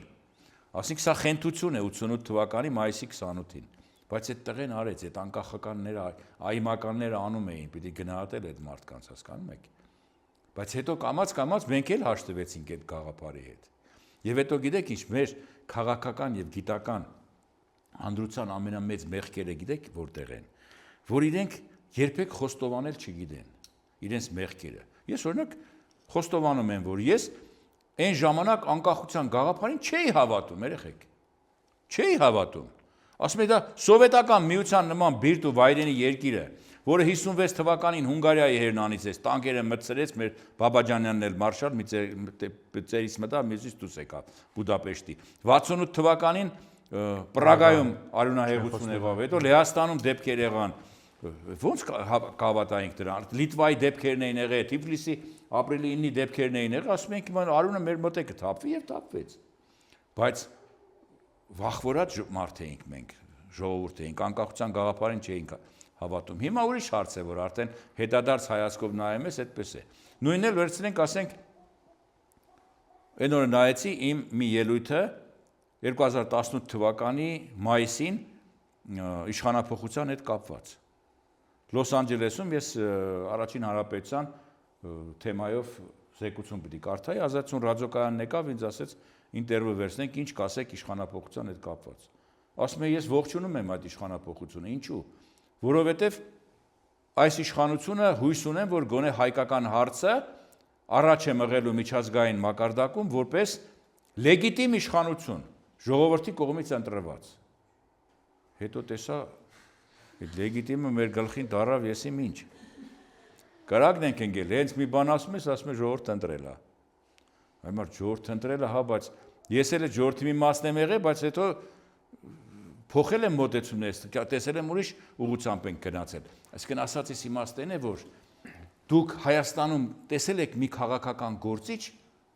պետական մտածողությամբ, որն ասի, որ ժողովուրդ, ես որ պաշտոնավարեցի այսքան ժամանակ, ես ուզում էի, որ լավ լիներ, ես չկարողացա, ժողովուրդ կարող եք ինձ ներել, թե կարող եք ներեք, դուք լսել եք մեկից, ես մի դեպք եմ տեսել, դա Ելցինն էր, արդեն բանի պատգրադուսում, քեֆը լավ, որ հրաժարական էր տալիս, ասեց, եթե կարող եք ինձ ասես ներեք, ես չկարողացա երգիրը այս վիճակից հանել, իսկ քանդվեց Ռուսաստանը, չէ, դրա համար KGB-շնիկին բերեց, դրեց երգերի ղեկավար, որ նա հավաքի, ոնց որ Լենինը նորից հետ եկավ, էլի։ Բայց մեր քաղաքական դաշտի ամենախոցելի կողմերից մեկը պետականության գաղափարի զգացողության բացակայությունը այդտեղ է, որ ինքը չի ընդունում իր մեղքը։ Հիմա մարդիկ ասում են, ինչի են Քոչարյանին այդքան ատում, ինչի են Սերժ Սարգսյանին ատում։ Եվ որովհետև խոստումներ տվեց, եկավ ինչ խոստացավ, ինչ արեց։ Հիմա շարունակում է նույն ձևով այդ խնդիրը։ Խոստումներ եւ հետո հուսահատություն։ Բայց եթե կանգնես, ասես ժողովուրդ, ես ուզում եի իսկապես, կարող եք հավատալ ինձ, հավատացեք, չեք կարող։ Ինչ ասեմ, ձեր խղճի վրա է ծանրանում եւ իմ, ես էլ չկարողացա երգիր ղեկավարել։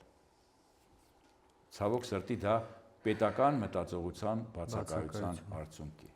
Ես Կրակն եք ընկնում, պատմաբանի որ հարց եք տալիս, այնքան շատախոսում ես, մի անգամ ասել եմ, աղջիկս 3 տարեկան էր, ինձ ասեց, պապա դու ասեց, ինչ ես աշխատում, ասի ես երեխուն ասեմ, թե գիտ աշխատող եմ, չպետք է հասկանա, ասեց, պապա դու դասախոս ես, ասի հա, ասեց, դրա համար շատախոս ես։ Այնպես որ ես ահագին հարցեր ունեմ, բայց նաև մի հարց տամ ու դահլիճին հնարավորություն տանք։ Մի հարց էլի խնդրարույց հարց եմ ուզում առաջ քաշել։ Վստահության հարցը ժողովուրդ իշխանություն։ Դուք էլ խոսեցիք դրա մասին, ու շատ է զուգահեռներ տարվում, որ այդ վստահության անկման արդյունքում նաև Կարսի անկումը տեղի ունեցավ, ու նաև մեր օրերում այդ վստահության պակասի հետևանքով նաև Արցախում ունեցանք ողբերգալի հետևանքներ, պատերազմի արդյունքը, այս վստահության դուք նշեցիք, մեկը սխալները չընդունելու հետևանք է եւ էլ ինչ գործոններ կնշեք այս առումով, որ հասկանանք այս վստահության, փոխվստահության հարցը վերջը ոնց ենք լուծում, էլի։ Մի փոքր կրկնեմ, ասեմ, որ այդ մեղայական գալու պատրաստակամությունը, որ բացակայում է մարդկանց մոտ, շատ կարևոր է, գիտեք։ Ուրեմն պատկերացրեք այսքան ժամանակ Շուշիի անկումից 20 թվականի նոյեմբերի անցել է 5 տարի, չէ՞, 5-ից ավելի։ Չէի կարողանում պարզել, թե ով է Շուշիի ինքնապաշտպանության ղեկավարը։ Ում հարցնում ես, չգիտեմ։ Ոնց կլներ չգիտեք այ մարդ։ 2 օր առաջ մեկը հայտարարեց, կարծում ով է, Սամվել Բաբայանը թե ինչ։ Վիտալի Բալասանյանն է եղել։ Հիմա դա ճիշտ է թե չէ, չգիտեմ, ինքը գերկի թե չէ։ Պատկերացնում եք։ Հիմա երբ որ մենք այսօր ցավոք սրտի պարտված ենք, փնտրում ենք մեղքը բարթել ուրիշի վրա։ Երբ որ մենք հաղթել էինք երեխեք, բոլորը հաղթանակի դափնին փախցնող էին։ Այս ինչ գեներալը, այն ինչ գեներալը, այն ինչ գեներալը, գեներալ, որը ասենք կրաս քշելուց միանգամից գեներալ էր դարձել, չէ՞, կամ ավտո լվացողից դարձել էր էլի գեներալ, բայց ընդունում էինք այդ մարդուն, ասում ենք ինքը հաղթող է։ Հիմա բոլորը գող են, ավազակ են, սրիկա են, ծախող են, այս ամբողջ խնդիրը։ Մեր ժողովրդի մեջ, երբ որ առաջանա, հավատացեք, մենք ահավոր ներողամիտ ժողովուրդ ենք ու միամիտ։ Ռուսները մեր գլխին ինչ որ բերեցին 19-րդ դարավերջին 20-ի սկզբին այդ Գոլիցինի ասած ժամանակահատվածը, չէ։ Արագ մոռացանք։ Ինչ է որ 12 թվին սկսվեց 1912 թվին Բալկանյան պատերազմը, ռուսներն ասին ձեր ցավը տանեմ, մենք միասին հեսա գնալու ենք թուրքերի իրանից ենք։ Լրիվ մոռացանք։ Հավատացեք, որ վաղը եթե Ռուսաստանը, ես ինչ իմանամ, երևի այդպիսի սցենար էլ կա։ Իշխանասարի հատվածը, Սոտկի հատվածը, չգիտեմ ինչ որ առաջացել են թուրքերը, չէ՞։ Ռուսները հանկարծ փոխվեց արդեն վերջապես այդ սիրախաղը Ադրբեջանի ու Թուրքիայի հետ վերջացավ, ստիպեցին դրանք հետ քաշվեցին, ազգովին նորից դառնալու ենք ռուսասեր։ Այսինքն քաղաքական միտքը մեզ մոտ ժողովրդի, ինչ ասեմ, պատկերացումների մակարդակի է։ Էմոցիոնալ է ավելի շատ։ Մենք երբեմն օրինակ ասենք մեր քաղաքական գործիչներից ասում ենք, այս ինչ խորամանկ է, էս արեց, այն արեց, այն արեց, բայց երբեմն տետատե որ հանդիպում ես հետը, շշմում ես, ասում ես, ես ինչ պարզունակ մարդ է սա։ Ահա որ պարզունակ էլի, այնպիսի հարցեր կարող է քեզ տա։ Օրինակ ասենք մի քաղաքական կարևոր դեմք։ Դեմ էր, որպեսզի մենք Նեմեսիս գործողության տղաների հուշարձանը դնեինք Երևանի պետական համալսարանի դիմաց։ 11 տարի ես պայքարողներից մեկն եմ եղել Արտաշես Գևորգյանի թոռան Արմեն Գևորգյանի եւ Արտյոմ Երկանյանի հետ միասին, Շանտի Արտյոմը, որի պապն էլ գիտեք բանն է։ Արամ Երկանյանն է։ Ուրեմն պաշտոնյաներից մեկը զանգահարեց, թե պարոն Մելքոնյան, մենք նպատակահարմար չենք տեսնում դա ահաբեկիչների հուշարձան դնել։ Ասի լսեք, հիմա ինչ եմ ասում ես։ Ես աշխատանքից դուրս եմ գալիս, մամուլի ասուլիս եմ հրավիրում, աշխարհով մեկ խայտառակում եմ ձեզ, որ դուք այս նամակը, որ ինձ գրել եք, որ այդ տղաները ահաբեկիչ են եղել, չէ՞։ Ասի դուք իմացեք, որ այս երկրում չեք կարող ապրել։ 2 ժամ հետո պարոն Մելքոնյան, չէ, հանկարծ որևէ քայլ չանեք, բանման, մենք կմտածենք այս կողմ, մենք լավ ասենք։ Ուրեմն մի սոլիդ պատվիրակություն ուղարկեցին ազգային ժողովից եւ Երևանի քաղաքապետարանից։ Ուրեմն այդ ամենագիտակ մարդը, ես էլ մտածելով որ լուրջ նիստ է, ինչքան կարկառուն պատմաբան կար հավաքել էի, որ բացատրենք, որ նրանք terrorist չեն։ Նրանց մեկն եկավ, մի տիկին էր, ասեց. Պարոն Մելքոնյան, ասեց. Դե մենք եկել ենք, որ իմանանք, որ այդ Նյամանուսի գործողությունը ինչը Նյամանուսի գլխի չնգա ինչ ասում, հետո գլխին գա որ Նեմեսիսը Նյամանուսը, սիտիկին ներողություն ասել, երևի դուք ամռանը հանգստացել եք ասի Լիտվայում, այնտեղ Նեման գետի Նյամանուս են ասում լիտվացիք, դա է ձեզ մոտ տպավորվել, մենք ուրիշ առիթով ենք հավաքվել ենք Նեմեսիս գործողության առիթով։ Հա, դե հա երևի սխալվեցի ես։ Ինչի համար եմ սա ասում։ Այնքան այդպիսի դեպքեր ասեմ, խայտառակություն ուղակի։ Երբ որ Էրմիտաժն ու Վերնիսաժն էր մի քաղաքապետ շփոթում, բայց այդպիսի խայտառակ վիճակում, ինչ ասեմ, պետական մտածողության մասին մտածելն իսկ ավելորդ է ուղակի։ Եվ երբ որ քաղաքացին տեսնում է պաշտոնյան պրաֆան է, անտեղյակ իր զբաղեցրած պաշտոնից, հավատ այդ պաշտոնյայի նկատմամբ կարող է լինել։ Իհարկե ոչ։ Պրոֆեսիոնալիզմ, երեխեք, պրոֆեսիոնալիզմ։ Հիմա ինձ տանեն դնեն, ես ինչ առողջապահության նախարար։ Չեք ասի, տես Մելքոնյանը մեր մոտ դասախոսություններ կարդում, ինչ էր ասում, հիմա գնացել է անամոթաբար երևի փող է պետք իրան շտապ, դարել առողջապահության նախարարը, բայց ինչ ա եղել, կարող ես աշխատել, կասեն։ Դա քաղաքական պաշտոն է։ Դե եթե գինեկոլոգիայի հարց կծակեր, կանչես գինեկոլոգին, հարցրես, թե կեսարյան հատումն է ճիշտ, թե եսին բնական է։ Ու դրանով դու կարող ես այդ պաշտոնը զբաղեցնել։ Ինչ ա եղել որ, ոչ մի բան։ Լավ։ Դավիթը հարց ունի։ Շնորհակալություն բանախոսության համար։ Երկու հատ հարց ունեմ։ Առաջինը վերաբերվում է նրան, որ ասում եք, որ պետականություն ենք ունեցել ու ասենք սկզբում նշեցիք Պարսկաստանի հետ հասել ենք մինչև Հնդկաստան, ու հետո նաև բերում եք խորհրդային Հայաստանի օրինակը, ու փաստորեն այդ ունեցել ենք ինչ-որ մի հատ վիճակ, ու այդ վիճակում կռվել ենք կայսրությունների համար, կայսրությունների շահերով։ Դա ինչքանով է մեզ դարձնում անկախ պետականություն, ինչքանով է դա մեզ շահեկան։ Ու երկրորդ հարցս վերաբերվում է ընդհանուր պատմագիտությանը, ինչքանով ռուսական ազդեցություն կա հայկական պատմագիտության վրա, ու ինչքանով է այդ ռուսական ազդեցությունը հայկական պատմագիտության վրա ազդել նրա վրա, որ ընդհանուր Նժդեհի անունը քիչ շոշափվի ընդհանրապես դասագրքերում ու մնացած տեղերում։ Ուրեմն հարցը սկսեմ, երկրորդ հարցից սկսեմ, Գարեգին Նժդեհի հետ կապված։ Տարածորեն 2 օր առաջ մի ինտերվյու եմ տվել ռուսերենով, Նվեր Մնացականյանը, նախկին Շանթի, եւ Տարասովկա պատմաբան ռուս պրոֆեսոր, նրա հետ, չգիտեմ տեսել եք թե չէ, իմ Facebook-յան էջը կբացեք, մեջը կա։ Հստակ այնտեղ ասում եմ ով է Գարեգին Նժդեհը։ Եվ ասում եմ, որ դուք ռուս պատմաբաններ եք, անամոթաբար եւ քաղաքական գործիչներ եք։ Գարեգին Նժդեհին տարել դրել եք ադրբեջանցի այն գործիչների կողքին, ովքեր որ 45 հազարանոց մուսուլմանական լեգիոն էին գլխավորում հայրենական պատերազմի ժամանակ գերմանացիների վերմախտի կողքից Ռասուլ Զադեի մասին է խոսքը։ Մուսուլմանական բոլոր ջոկատների հրամանատարն եղել է Մուսավաթական Ադրբեջանի խորհրդարանի նախագահ Ռասուլ Զադեն։ Գարեգին Նժդեհի տարբերություն դրա։ Չգնաց Բուլղարիայում փաստորեն հանձնվեց NKVD-ին, ներքին գործերի ժողովրդական կոմիսարիատին, ակնկալելով, որ իրենք կօգտագործեն Արևմտյան Հայաստանն ազատագրելու համար, որտեղ այդպիսի ծրագիր գոյություն էր, որը որ իհարկե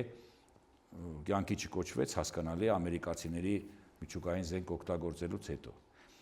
Ուրեմն ինչ վերաբերում է ռուսական պատմագրության ազդեցության տակ գտնվելու հանգամանքին, չէ՞։ Նախ ռուսական պատմագրությունը ինքը շատ բանով փոխվել է։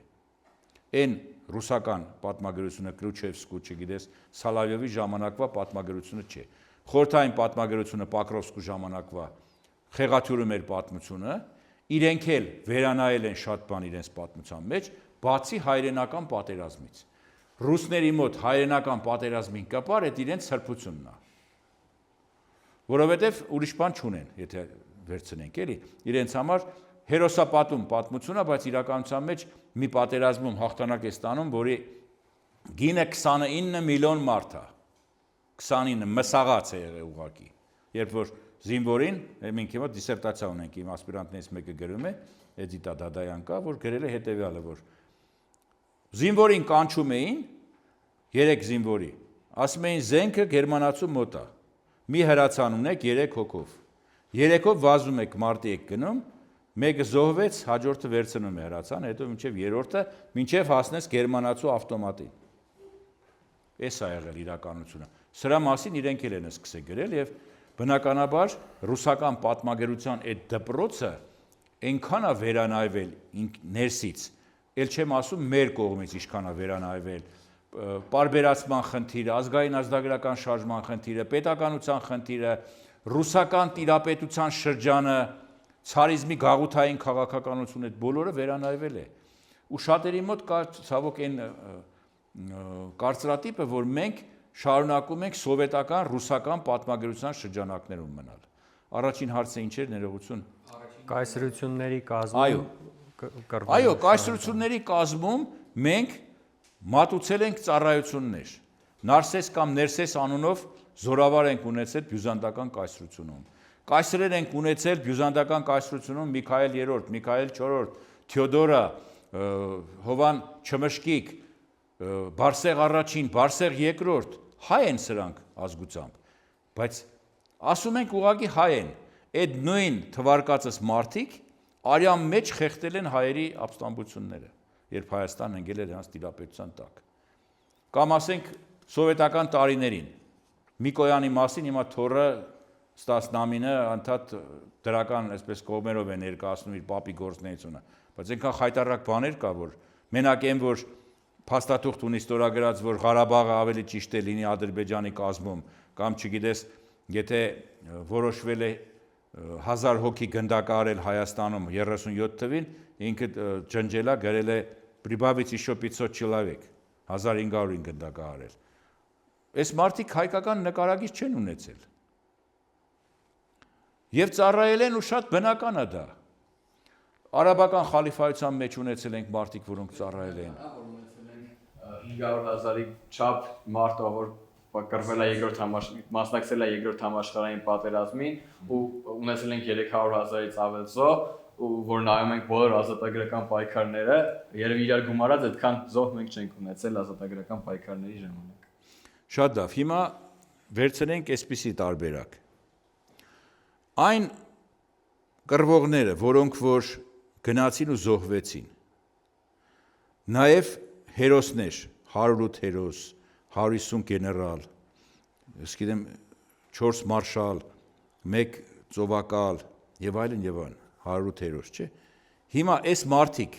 այդքան բան չէին հասկանում, որ իրենք ուրիշների համար են կռվում։ Եվ հարց եմ տալիս, այն հայտնի պատմությունը, չգիտեմ, եթե նայել եք այդ ռուսների հետ տելեմոստի ժամանակ դա էլ ասեցի։ Իմ հորաքրոջ ամուսինը 89-րդ Թամանյան դիվիզիայի զինվոր, ուրեմն Մեսրոպ Ղազարյան, հարազատ հորաքրոջիս ամուսինը։ Փոքր երեխա է, ինքը պատմում էր հորս, թե ինչպես Բերլինը գրավելուց հետո իրենց թույլ տվեցին թալան իրականացնել։ Ով ինչ կարող էր թալան մեր տներից հավաքում, նաև անշնորհք բաներ, բռնաբարություն ինչ ասես արել են։ Սովետական զինվորները հրամանատարության թույլտվությամբ։ Բայց հետաքրքիր բան պատմեց։ Ասում է, երբ որ Բերլինը գրավել էինք, հայտնի Քոչարին ապարեցինք Ռայխստագի մոտ պատերի տակ։ Մեզ շարեց, գիտեք այդ պատմությունը։ Նվեր Սաֆարյանը եւ ասեց. «Տղաներ, ձեր մեջ կան տաճկահայեր»։ Ասում է, դե հսկա դիվիզիա էլի, հազարավոր զինվորներ։ Ասում է, չհասկացանք ինչ է նշանակում տաճկահայ։ Ասեց, ովքեր տաճկահայ են, 2 քայլ առաջ կան։ Եվ մի 50 հոգի առաջ եկան։ Մենք է շվարած նայում ենք, ասում ենք, կարող է մենք էլ ենք տաճկահայ, բայց չգիտենք, բայց հրաման է տվել, բայց ինչ է նշանակում։ Ինչև է ասեց, ով չհասկացավ, չհասկացավ։ Այդ 50 հոգուն վերցրեց ու անհետացան։ Դա Մոսկվայի կոնֆերանսում ես պատմեցի մեր, ես վերջերս, ամսի 22-ին ապրիլի։ Երեկոյան գինովցած քեֆները լավ վերադարձան։ Բարձր տրամադրությամբ։ Հարցնում ենք, տղաներ որտեղ էիք։ Ձեր գործը չի, դուք տաճկահայ չեք, ձեր գործը չի, տաճկահայ չեք։ Հետո վերադարձի ու հանկարծ լսեցինք 2 օր հետո NKVD-ն եկավ, գեներալ Նվեր Սաֆարյանին ձերբակալեց, իջեցրեց չինը գնդապետի, Ռաժալովի, որ ասում են, չէ, եւ հերոսի 3 անգամ ներկայացնելուց հետո ինքս հերոսի կոչում չստացավ։ Միակ հայկական ազգային դիվիզիան, որը հասել էր Բերլին, բայց ինքը չստացավ այդ աստիճանը։ Ինքը Վանի վիլայեթի Արջեշ քաղաքից էր, Ծովափնյա։ Եվ ինչ էր արել, գիտեք։ NKVD-ն պարզել էր, թե ուր էին գնացել մեր զինվորները։ Մեր զինվորները գնացել էին կայզերական Գերմանիայի գերեզմանատուն։ Գնացել էին Վիլհելմ II-ի գերեզմանը պղծելու։ Եվ ճար է արտասանել այնտեղ։ Այդ պատմությունը ուրեմն այդ հորաքրոջս ամուսինը պատմեց, թե մի ընկեր ունեի վերադարձի ժամանակ գնացքի մեջ Ռոստովում, ասում է, ինձ ականջից փսփսած, ասեց տաճկահայ նշանակում է արևմտահայ, տաջիկ չէ, թուրքերին են ասում։ Ասում է, խնդրում եմ մարդու չասես, եւ բավական երկար ժամանակ գաղտնիքը պահել է այդ հորաքրոջս ամուսինը, որ անկարծ ուրիշներն էլ խնդիր չունենան։ Ասել է, մենք պիտի վրեժ լուծենք կայզերական Գերմանիայից, որը որ առաջին աշխարհամարտի տարիներին սանկցիա տվեց թուրքերին հայերին կոտորելու վերաբերյալ Բերլին, Բաղդադ երկաթգիծը կառուցելու համար։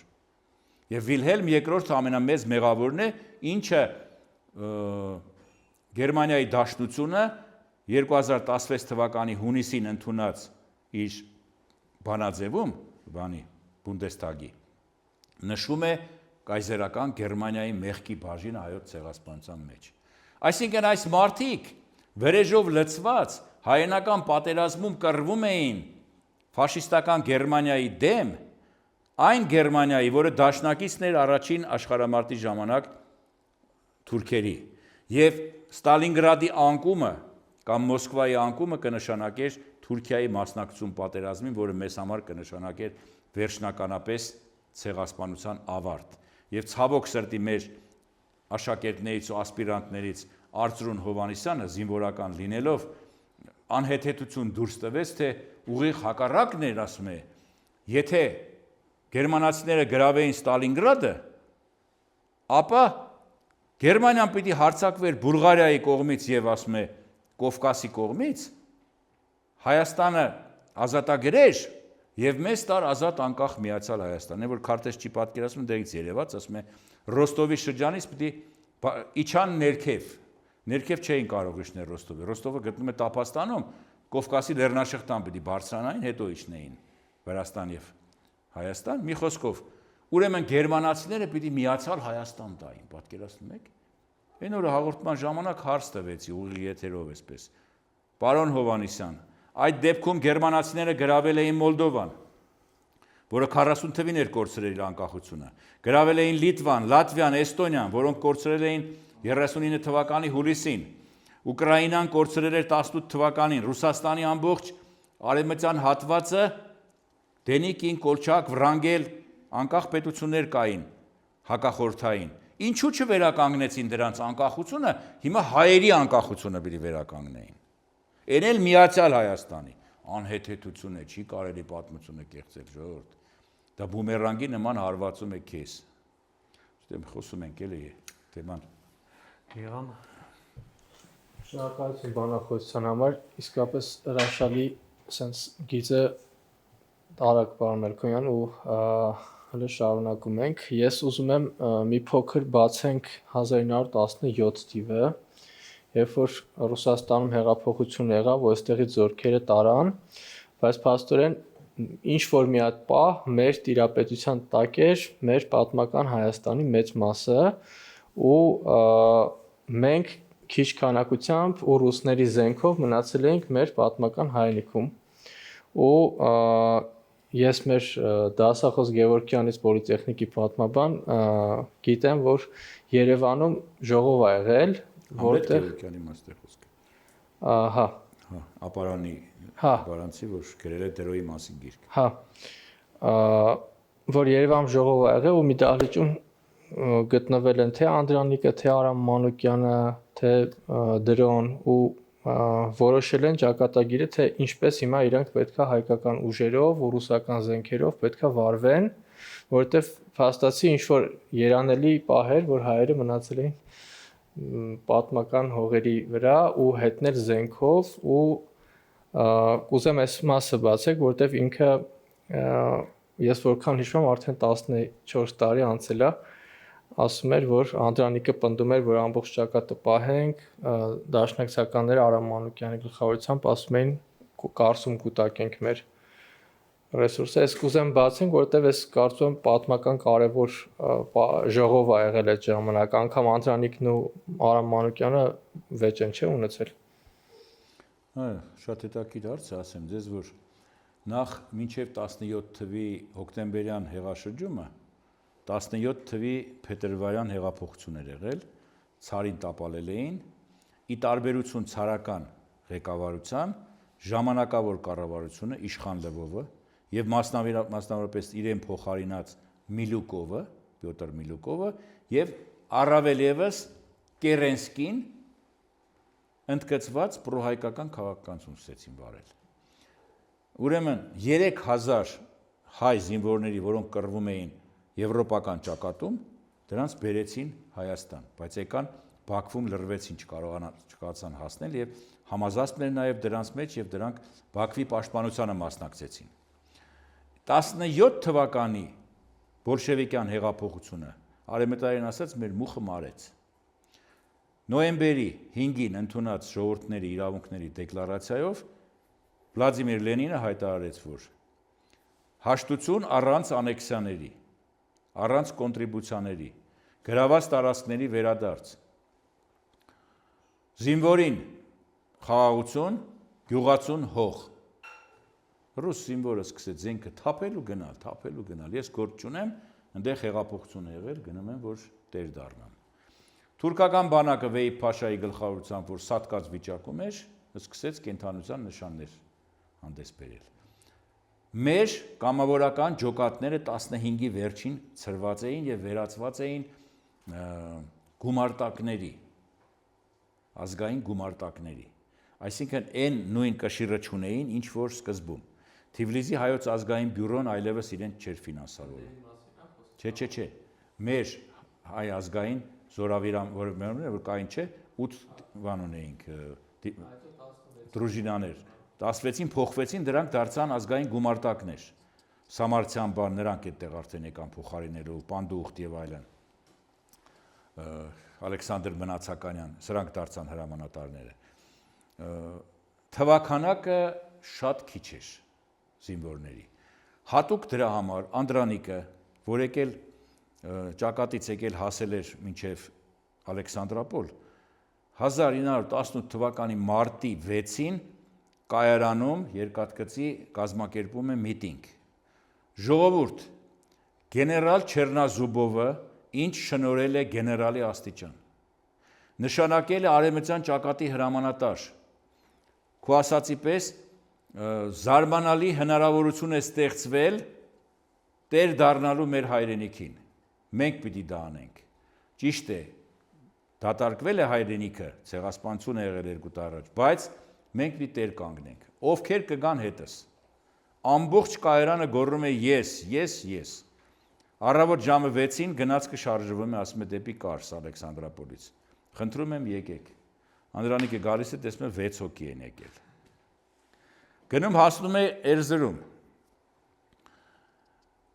Սեբաստացի Մուրադը Երզնկայում էր։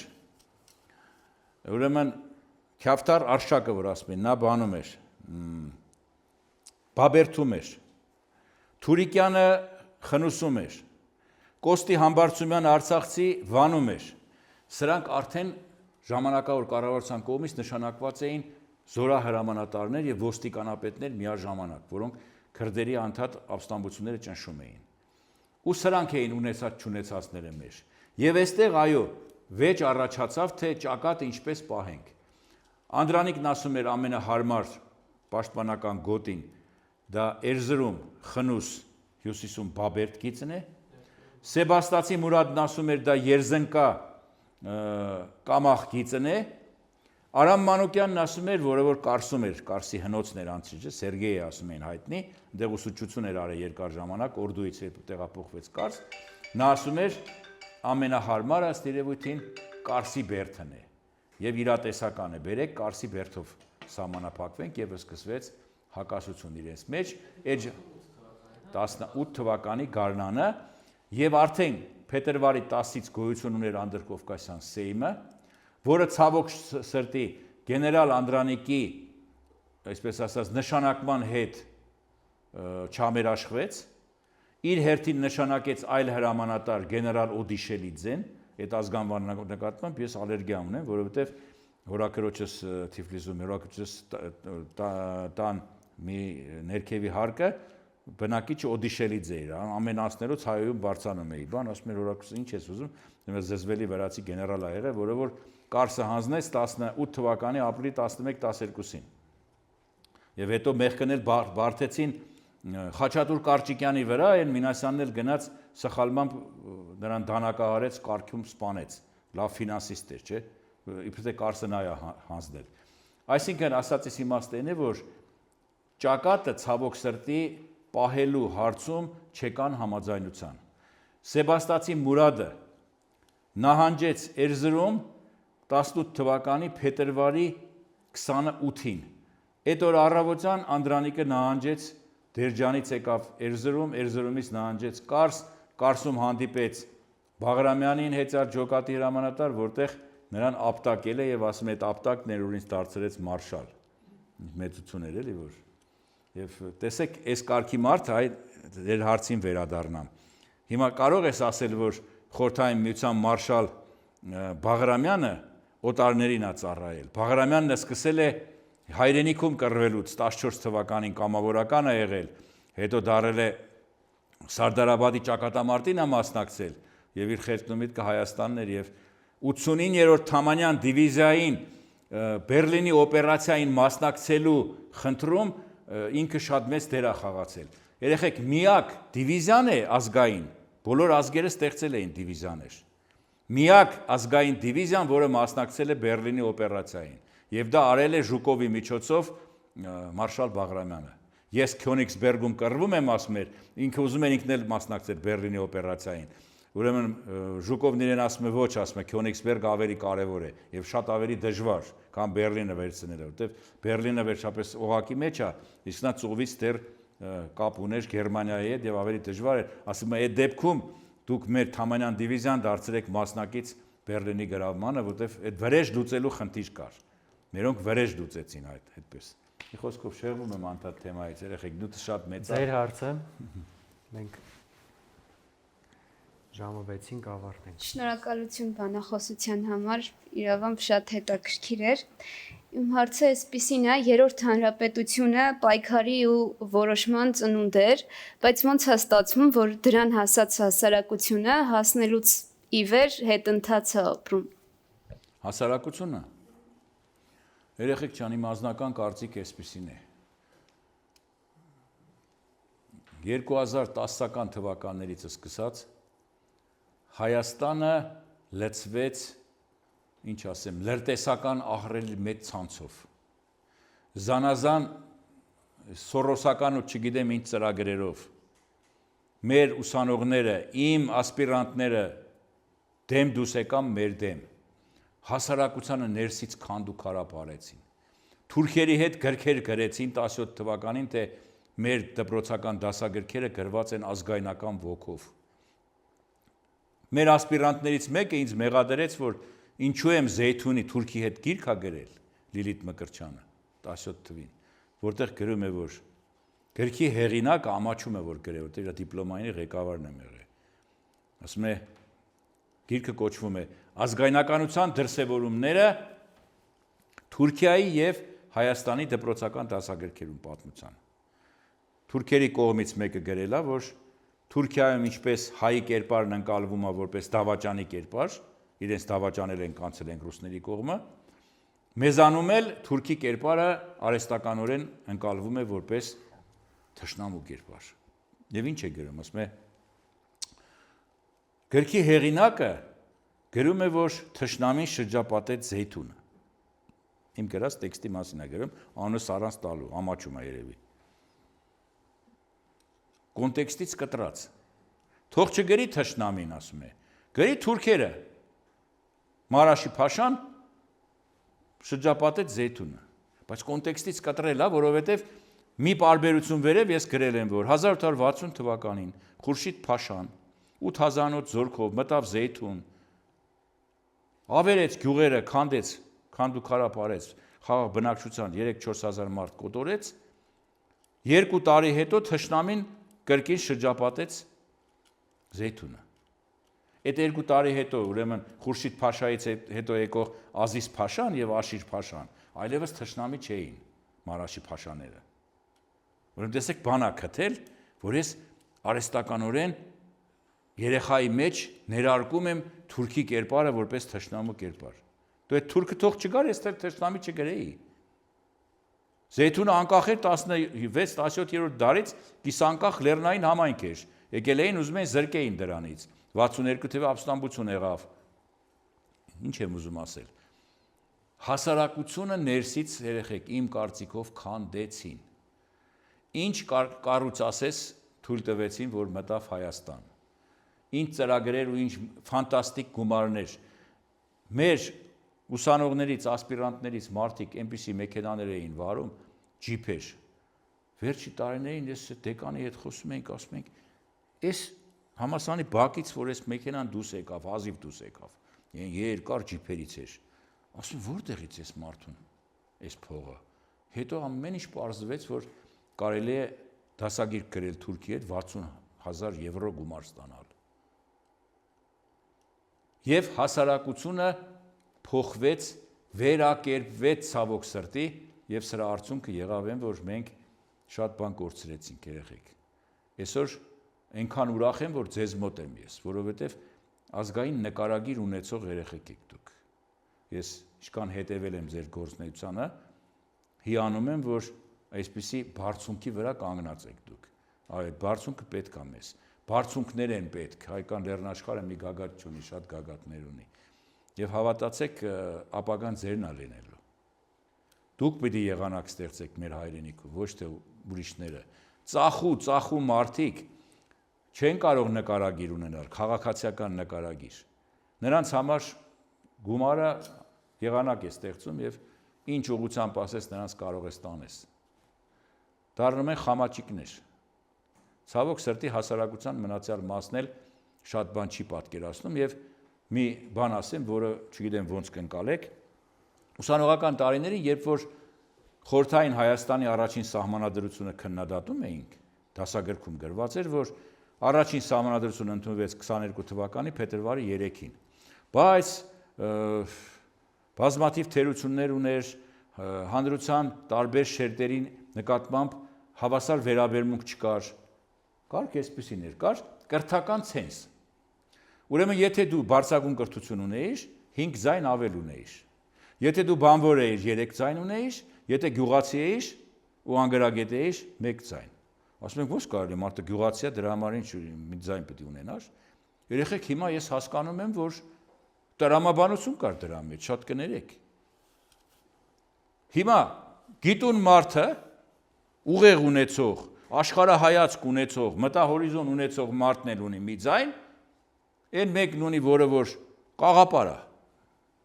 Դա իմ կարծիքն է։ Կարող ես հենց դու ասա ակադեմիկոս եմ, փայտը գվերցնի կտա գլխիդ։ Դու էլ քո ակադեմիկն էլ, ես ինձ համար դա իմ կարծիքն է։ Ասում եմ լսի, դե այդ մարդիկ լիքը մեր շատ կան, չէ։ Ասում եմ ես կարծիք ունենալու իրավունք չունեմ, ասում եմ։ Ասում եմ իհարկե ունես,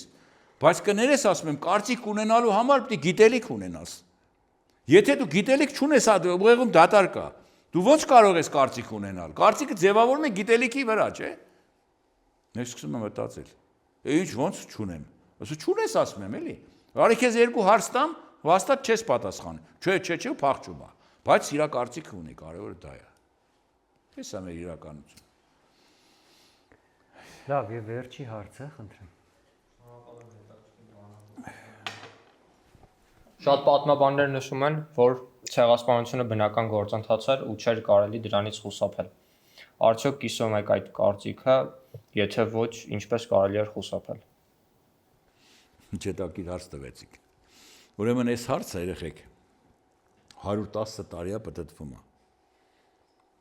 Եվ չենք կարողանում պատասխանը գտնենք։ Հայաստանի առաջին հանրապետության վերջին վարչապետ Սիմոն Վրացյանը դե այդքան էլ սիրված կերպար չի, անկեղծ ասած, բայց շատ հետաքրքիր ձևակերպում է տվել այդ հարցի պատասխանին։ Ասում է եւ մեր սերունդը, դե նա մինչեւ 60-ական թվերն ապրեց, եւ մեր սերունդը, մեզնից առաջվա սերունդը, եւ մեզնից հետո եկող սերունդները դեռ այնքան պիտի վիճեն, թե մենք կարող էինք արդյոք ցեղասպանությունից խուսափել, թե ոչ։ Բայց թող իզուր տեղը գլուխ չկոտրեն, ասում է, պատասխանը հետևյալն է։ Մեր մեղքը նրանում էր հայ ժողովրդի, որ մենք չկանխեցինք առաջին համաշխարհային պատերազմը։ Ասում է, թե կանխեինք առաջին աշխարհամարտը, հայոց ցեղասպանությունը չէր լինի։ Հիմա ինչ է դրանով ուզում ասի։ Այսինքն եթե կար երիտթուրքական հրեշավոր ծրագիրը Սալոնիկում կազմված 10-11 թվականին, որտեղ ասված էր, որ առաջիկա պատերազմի սկսման դեպքում օգտագործել պատեհ առիթը անհարազատ տարրին բնաջնջելու համար։ Դե հիմա դուք տեսեք երեխեք, մենք այդ ներուժը ունեինք դրա դեմն առնելու։ Ովքեր որ Արևմտյան Հայաստանի պատմաժողովրդագրական պատկերը չեն իմանում։ Իրենց թվում է, թե մենք 3 միլիոն մարդ զինված Արևմտյան Հայաստանում կանգնած ու ներողություն բարեսամար ոչխարի նման գնացինք ու կոտորվեցինք։ Այդպես չէր։ Ցեղասպանությունը արդեն տեղի էր ունեցել ուշ միջնադարում։ Մեր ողնաշարը կոտրել էին արդեն։ Բերել էին քրդերին, լցրել էին հայկան լեռնաշխարհ։ Մի հարևանը քուրդ էր, մյուս հարևանը թուրք էր։ Դու այդտեղ ազատագրական պայքար կարող էիր ծավալել։ Քո հարևան հայի հետ հանդիպելուց հետո ոստիկանությունը 2 րոպե հետո գալիս էր, որովհետև այն քուրդն ու թուրքը արդեն տեղեկացրել էր նրան։ Այսինքն դիմախեղել էին Հայաստանն արդեն, ներսից քանդվել էր Հայաստանը։ Այ հիմա էլ երբ որ մեր Սփյուռքի նախարար չի հիմա կոչում, հանձնակատարը ասեց թե քանի որ վարչապետն ասել 2050 թվականին պետք է Հայաստանի բնակչություն դառնա 5 միլիոն, ասում է արաբների, պարսիկների եւ աթոռից ընկա, երբ որ ասես պակիստանցիների պիտի բերենք Հայաստան։ Հատուկ մամուլի ասուլիս եմ տվել երեխեք դրա համար։ Պակիստանցի, այդ պակիստանցին վերջն էր։ Այսինքն այն երկիրը, որը որ Արցախյան պատերազմի ժամանակ վերջին 20 թվականի մեզ սպառնաց միջուկային զենքով, հիշում եք, որ ես Ադրբեջանի դաշնակիցն եմ, պետք եղավ Հայաստանի վրա միջուկային զենք կգցեմ, խեղճ Հայաստան։ Աշխարհը սա կռվում է դեմը, քիչ է, մի հատ էլ Պակիստանը զենք, այս մարդն էլ ասում էր, որ պակիստանցիներ էլ պետք է գան։ Իսկ դու գիտեք, որ այն հնդիկները, որ մոդոներով սնունդ են բաժանում, դրանց կեսը պակիստանցի է, հնդիկ չի։ Ոնց է ձեզ համար։ Պակիստանի քաղաքացի են։ Այմարդ էսպիսի բան, այսինքն դեմոգրաֆիական պատկերը եթե քանդեցիր, այդ երկիրը 2 րոպեում փուլ կգա։ Մեր Հայաստանի ամրության թիվ 1 գրավականը դա մոնոլիթ հանրապետություն լինելու մեջ է։ Այնքան մոնոլիթ ենք, որ իրար ենք ուտում, Արցախցի, Ղարաբաղցի, Հայաստանցի, չգիտես, ախալքալակցի ու սևանցի ենք տարբերակում։ Մենք երեխեք մեղքի բաժին չունեինք։ Այո, այդ Վրացյանի ասած, որովհետև միամիտ, ազնիվ, աշխատասեր ժողովուրդ էր, մեծ խաղերի մեջ ինքը չէր կարող գլուխ անել, թե որ դեպքում ինքը կարող է փրկվել։ Ինչ արեցինք մենք։ Մեզ դիմեցին իշխանությունները թուրքական, որ 1908 թվականի երիտթուրքական հեղափոխությունից հետո դուք իրավահավասար քաղաքացի եք, եթե դրանից առաջ ոչ մի պատերազմի մասնակցել չեք մասնակցել, որտեղ զենք կրելու իրավունք չունեիք որպես գյավուր, հիմա ձեզ իրավունքներ ենք տվել, դուք պիտի գաք եւ կռվեք մեզ հետ։ Գնացինք, կռվեցինք։ 300,000 արևմտահայեր գնացին մտան թուրքական բանակ։ 300,000, 250,000 ռուսների կողմից էր կռվում, 300,000 արևմտահայեր, 60,000 դասալիք ենք ունեցել, տոկոսային հարաբերությամբ դա հատուկ ուսումնասիրություններ արեցին մեր պատմաբանները։ Թուրքական բանակում դասարակությունը կազմում էր 72% թուրքերի ու քրդերի։ Հայերի տոկոսային հարաբերությունը մինչև 30 էր կազմում։ Թորոսյան ազգանով մի հերոս ունեինք, կապիտան, որը որ թուրքերին փրկեց Գալիպոլի օպերացիայում եւ բանը փրկվեց մայրաքաղաք Կոստանդնուպոլիսը, այդ մարդը շքանշաններ ստացավ թուրքական իր հերոսության համար, վերադարձավ տուն, արձակուրդ տեսավ, որ ընտանիքի բնաջնջել են բոլորին։ Մենք մեղքի բաժին չունեինք եւ ովքեր նման բան կասեն, օրինակ ես ցավում եմ, որ 95 թվականին Գիտությունների ակադեմիա գիտաժողով եղավ, առաջին նախագահը նման բան ասեց, որ հայոց ցեղասպանության մեջ մենք եւս ունենք մեր մեղքի բաժինը։ Դա նշանակում է թուրքական տեսակետը կամաց-կամաց բերենք դարձնենք քաղաքացիություն ունեցող տեսակետ, որը շատ վտանգավոր է։ Այո։ Միգուցե մեր սխալը կայանում է նրանում, որ օրինակ գալիս էին մեր բնակավայր մեր ցեղասպանելու, իսկ մենք օրինակ մտնում ենք եկեղեցիներում ու փորձում ենք աղոթել, ու թուրքերը գալով տեսնում էին մեզ եկեղեցում, ուրախանում էին, որ փամփուշտ չեն օգտագործի, ուղղակի եկեղեցին վառում էին, մեզ էլ բնաջնջում։ Իրողություն է դա։ Էրզրումից հանված 3-րդ քարավանի մեջ էր Էրզրումի թեմի առաջնորդ Սմբատ Սաթետյանը։ Ուրեմն 3000-անոց քարավանը բերում հասցնում են Կամախիձոր, մնացել էին 500 հոգի, 2500-ին ճամփին կոտորել են։ Քուրդ Չեթեն գալիս ասում է, թե փափազը Տերհայր, այսինքն Տերհայրը ասեց Սրբազանին։ Սոված ենք։ Բանտերից ազատ արձակված քրեականներ են այդ քրդերը։ Հաց, ասեք ում մոտ կա։ Սրբազանն ընկնում է հավաքում է ժողովրդին, ասում է ժողովուրդ, ով ինչ փշրանք ունի բերեք։ Վերջում այս երկու բուր փշրանք են հավաքում։ Տանում տալիս են քրդերին, որ դրանք լափեն։ Հետո այդ նույն Սմբաց Հատետյանին ասում են գերեզմանդ փորի, որ քեզ տես սպանելու ենք։ Եվ խփում սպանում են։ Մնացած 3000-ին այլ տեղերից եկած եւս 20000 քարավան տանում են Կամախ Բողազի կոչված վայրը, եթե կլնեք Արևմտյան Հայաստանում, այդ սոսկալի վայրում եղեք, ես 2 հոդված եմ գրել եւ մազերս այդտեղ են սպիտակել։ Դա Եփրատի այն հատվածն Արագահոս, որտեղ ափ գոյություն չունի, ուղղահայաց ափերը ժայռերն իջնում են դեպի ջուրը ու արագ հոսում է։ Դրանից 700 մետր ներքև 7 կամարանի կամուրջ կա։ Գնացել ես 15 թվականի հուլիսի 15-ին այդ նույն օրը պատմաբաններով այդ տեղում խունկ ենք վառել։ 25000 մարդու, այդ թվում նաև երզրումցիներին, այդքանից հետո որ էլի հավատ կար, թե գուցե խղճահարվեն։ Փամփուշտ չգործածելու համար այդ 25000 մարդուն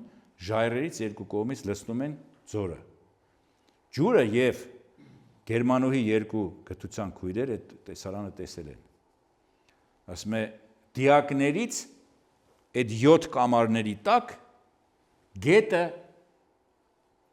կամ բան ջուրը խցանվել էր եւ հոսում էր կամրջի վրայով։ Դու կարող եք դա մտովի պատկերացնել։ Եվ այս քույրերը գթության գերմանուհիները այդ իրենց վկայությունները ուղարկել են Սողոմոն Թելերյանի դատավարությանը։ Իրավահաջորդս Թալատ Փաշայի իրավունքների, իրավաբանն ասում է դուք չեք տեսնում, որ այս ցնորված կանայք են, սրանք այսպիսի վկայություն են գրել, այս դատավորն ասում է դուք էլ լինեիք, այդ տեսարանը տեսնեիք, կցնորվեիք։ Այո, հոգեբանությունն երեխեք չան այդպեսին եղել։ Եվ ես շատ կարևոր եմ համարում այս լսարանում ասել, որտեղ դուք դիմագից ունեցող մարդիկ եք։ Ես շատ եմ վախենում, որ այդ հոգեբանությունը գնալով մեր մեջ խորանա։ Ես մի շաբաթ չեմ քնել, երբ որ ես տեսել եմ իշխանասարի տակ, որ ադրբեջանցիները գալիս էին առաջ եւ ասում էին չենք կրակի, մենակ զենքը վայր դրեք եւ մեր տղաները ձեռքերը բարձրացրել էին վերև։ Այս այդ ցելունդներ, որ 90-ականներին հաղթեց կամ այն տղաներն էին, որ Գեղամի հետ միասին կռվում էին, որ Գեղամի գիրքը որ կարդում ես, տեսնում ես դրա գեղարվեստական արտացոլումն են իրականության դառը, որ այդպես կամային հատկանիշներ ունեցող տղաներ են եղել, բայց Աստված մի արած թե մենք այդ հոգեբանությունը խորացնենք մեր մեջ կամ մեջ կկորցնենք։ Եվ որպես, այսպես ասած, ավարտուն խոսք ասեմ հետեւյալը. որն է ելքը։ Երեխեք, ելքը գիտեք որն է։ Ինչպես Սարդարաբադում ազգը պատրաստ էր մեռնել, եթե հիմա էլ պատրաստ է մեռնելու, ինքը կապրի։ Իսկ եթե ինքը պատրաստ չէ մեռնելու,